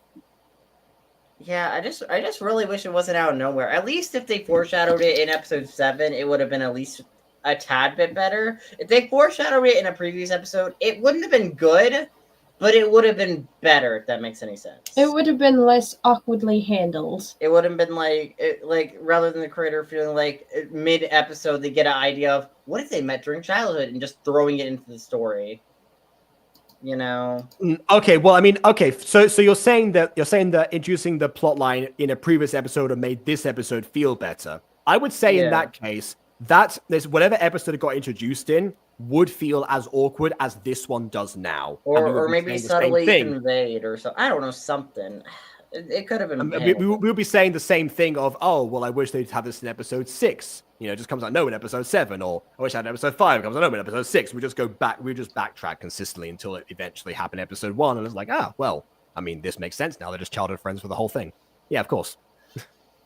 But I mean, maybe they just met during childhood and they're not full-on childhood friends. But at the same time, it's weird. It's usually a case of it was meant to be almost like, oh yeah, well, he was when her it's origin meant story. to be. Problem is that him being the origin behind one of her core traits kind of diminishes the trait a little bit. because Yeah. like it was just a thing that was pertained to her specifically, and one of her works is like, oh, this was like introduced by Just somebody something. else. Just something she developed along her growth as a person before meeting him. Yeah, that like, that definitely that feels a lot worse because it's like, If there's one thing that Mia has in spades, it's it's character agency, for better or worse. And this is just one aspect of it. It's not like this completely ruins her whole character. It just takes away from one aspect of her character that was ultimately kind of cool, even if it was if it did come kind with a of healthy weird. dose of news. I also Bon in chat with the upside down text. What are you saying, home? My Oh, guy? I can read upside down text relatively well. The first one is Heck happens. First one is whoa. Okay, so first off a bike, as you should. This is the first one. Then we have any of you okay? No. Yeah. So let's see. Yeah. Bike.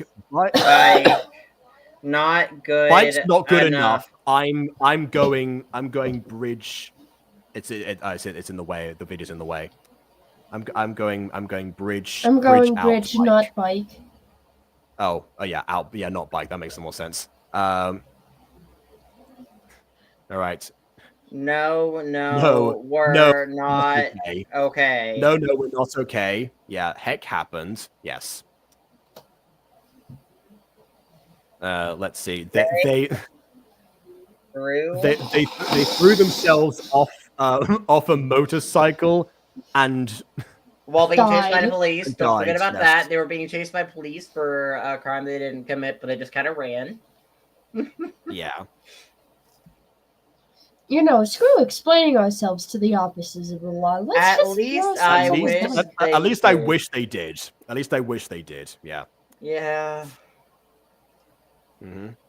No way, I doomed this episode. I'm sorry, guys. The prophet has spoken.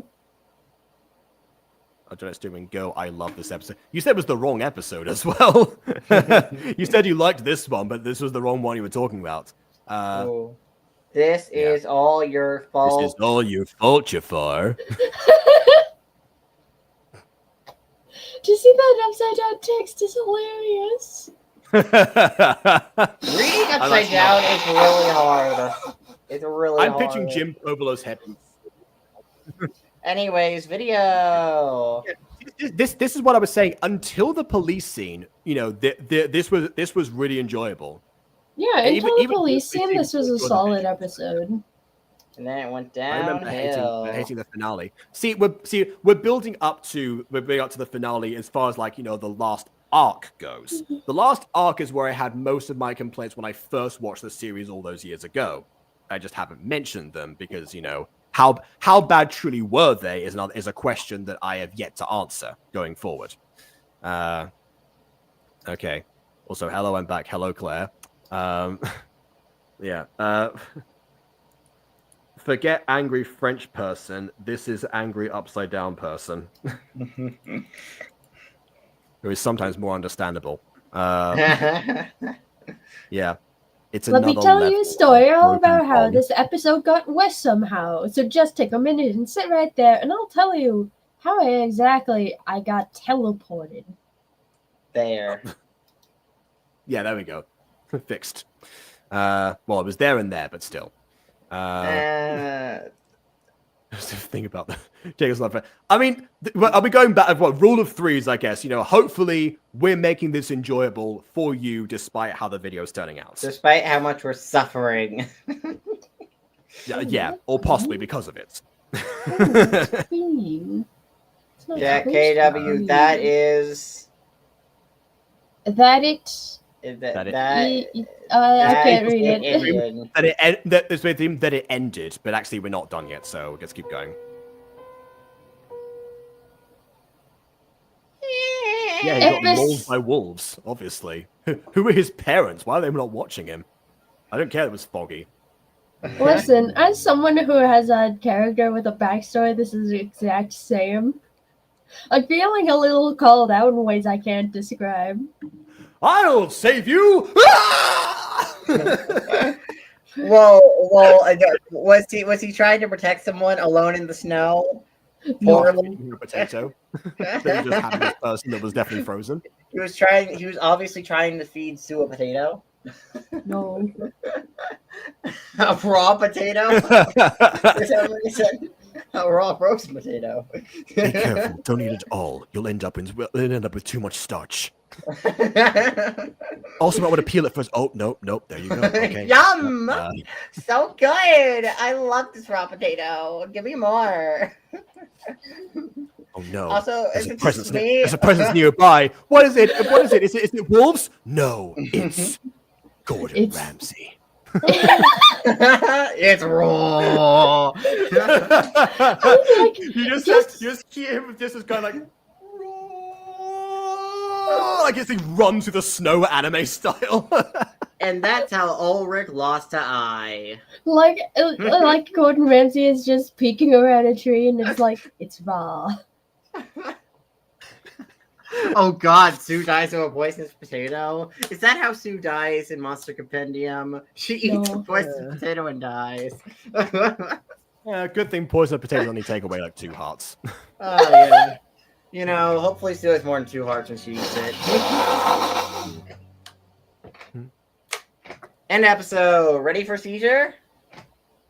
Oh, Also copyright it. Copyright it. Okay, fine. But also, one thing we're gonna say with this music actually before it mutes again.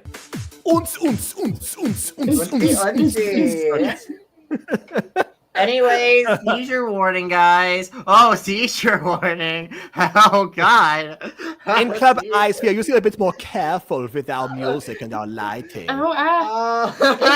should we just stick to the post-credit sequence? You know, we don't really need this. I mean, it's cool. I like the unique art there. Look how cute they look, but also seizure.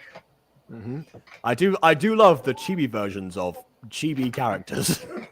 God, It would be so adorable if I actually had Fallen Angels characters drawn in the style, though. How adorable they would look. They're already chibi. but they would be super chibi. They'd be so cute. Adam in Unlocked would look adorable. Well, there we go, fan artists. I will say, Mutant Girl has had just a myriad of fan art over the years, but Fallen Angels, I don't recall any fan art pieces from there. Yeah, not really, no. So yeah, Okay. fan artists, get on that Fallen Angel stuff. Send to Aiden, and maybe he'll do the thing, and he'll have his own fan art announcement. It'll be even more awkward than mine are. Thank you all for this lovely piece of fan art. Oh, my nose is bleeding. Caesar. Oh god. Oh, it's getting faster. It's getting. Oh god. They flash slowly, getting faster. The seizure. Hold on, Jacob. Is there a seizure warning on this video? I don't think there's a seizure. On the original video, I'm not sure. I closed a bunch of tabs. Let me look. Okay. Not Your Average Girl, episode 8. Took a while, 9 weeks. Have you spoken up of inactive story yet? Something disclaimer for copyright. Nope, no seizure warning. There is no seizure disclaimer.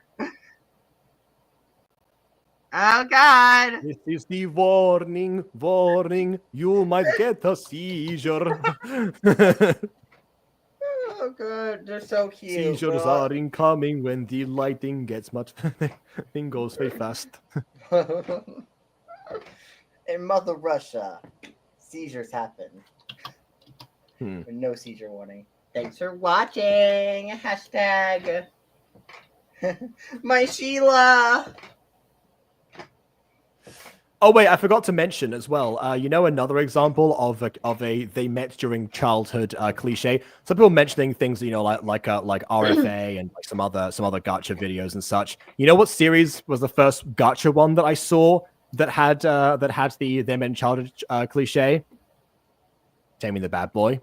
And yes, it did in fact diminish a little bit from my favorite scene. The one where the one with Kiss the Girl, where Aiko and Nova were having the thing where it seemed like Nova was almost trying to work out how to speak to Aiko in general, rather than just not even just like the kiss moment. And then it turns out, oh, hey, they were actually friends the whole time from when they were children. See, you want to know a good way to do that kind of thing, to do childhood friends in that way? Fell on My Best Friend, what we reviewed yesterday. That because that actually, it showed in the first 2 episodes from both Rose and Tiffany's perspective how they perceived each other growing up, and we got to understand how that was the case. It was still a bit of a surprise that it seemed like there was like one gesture that sort of like triggered Rose's feelings, but then it was immediately corrected by the fact that no, it's a bad thing she's been feeling for the longest time. For the longest time.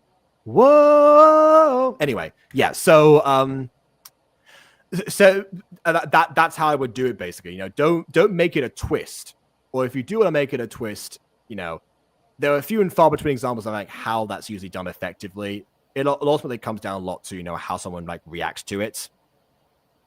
I think part of the reason why it works in My Street as well is because it wasn't like the characters had a flashback to themselves before and like they perceived each other differently. It was like just a thing that like their mothers recalled, and then it's like, oh wow, you were that girl in the red dress that I still had like only a vague picture of. It's like, oh well, that's cool and whatnot. Zane of course didn't care, so yeah. There you go. I think we've probably already done most of our final thoughts because we've mentioned already where the video sort of trailed off. It's unfortunate that the scene with probably the best editing, including the part where this is almost the same where they went to the dance. I feel like if they took it a step up for the police chase because we added camera angles on top of that and a slightly different hue of the characters, and even not to mention as well, they actually were like talking to each other and actually moving a little bit, which adds an extra layer of difficulty off the top of that. So yeah, that was definitely the best edited scene. It's just a shame that the reason we got to it is that it's like with When Winter Strikes. It was like right before the montage, the big training montage, or maybe it was right after the training montage that was like there was tweened and set to the music and such. That's when the show started to take its decline. Was during that montage, or like the halfway point. I have also mentioned in the past on Gacha Review, like in the very early days of Gacha Review, how a lot of classic Gacha mini movies used to kind of ruin their own premise by the midway point.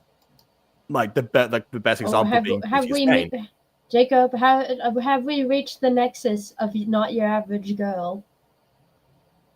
Have we reached the point? In a sense, we might have been. I do remember that when I watched the series all those years ago, my biggest issues came from how the finale was executed and like what they chose to have as the stakes for it. And if anything, given what happens in a later episode, I won't say exactly what, but there's a specific thing that happens to Mia, where I think probably having like these particular memories would have been better tied in if they took place in the episodes later. So I was saying they should have taken place earlier. If they had to exist for whatever cosmic reason, perhaps the episode 9 or 10 would have been a better place for them. But again, we'll get to that when we get to that, sometime in the future. So yeah, unfortunately, yes, we do need a cleanser from this. Bon will send you an invite and we'll watch one episode of Evolution because I do need to actually go because I've got school tomorrow. So yeah, big oof. That happens. Yeah. So won't be dawdling for too long. But yeah, we'll do a bit because we all need it. So yeah, please leave a like or dislike because your opinion matters. And subscribe if not already. And on that note, until next time. Farewell, drugs, caca. Ah! Ah! Ah!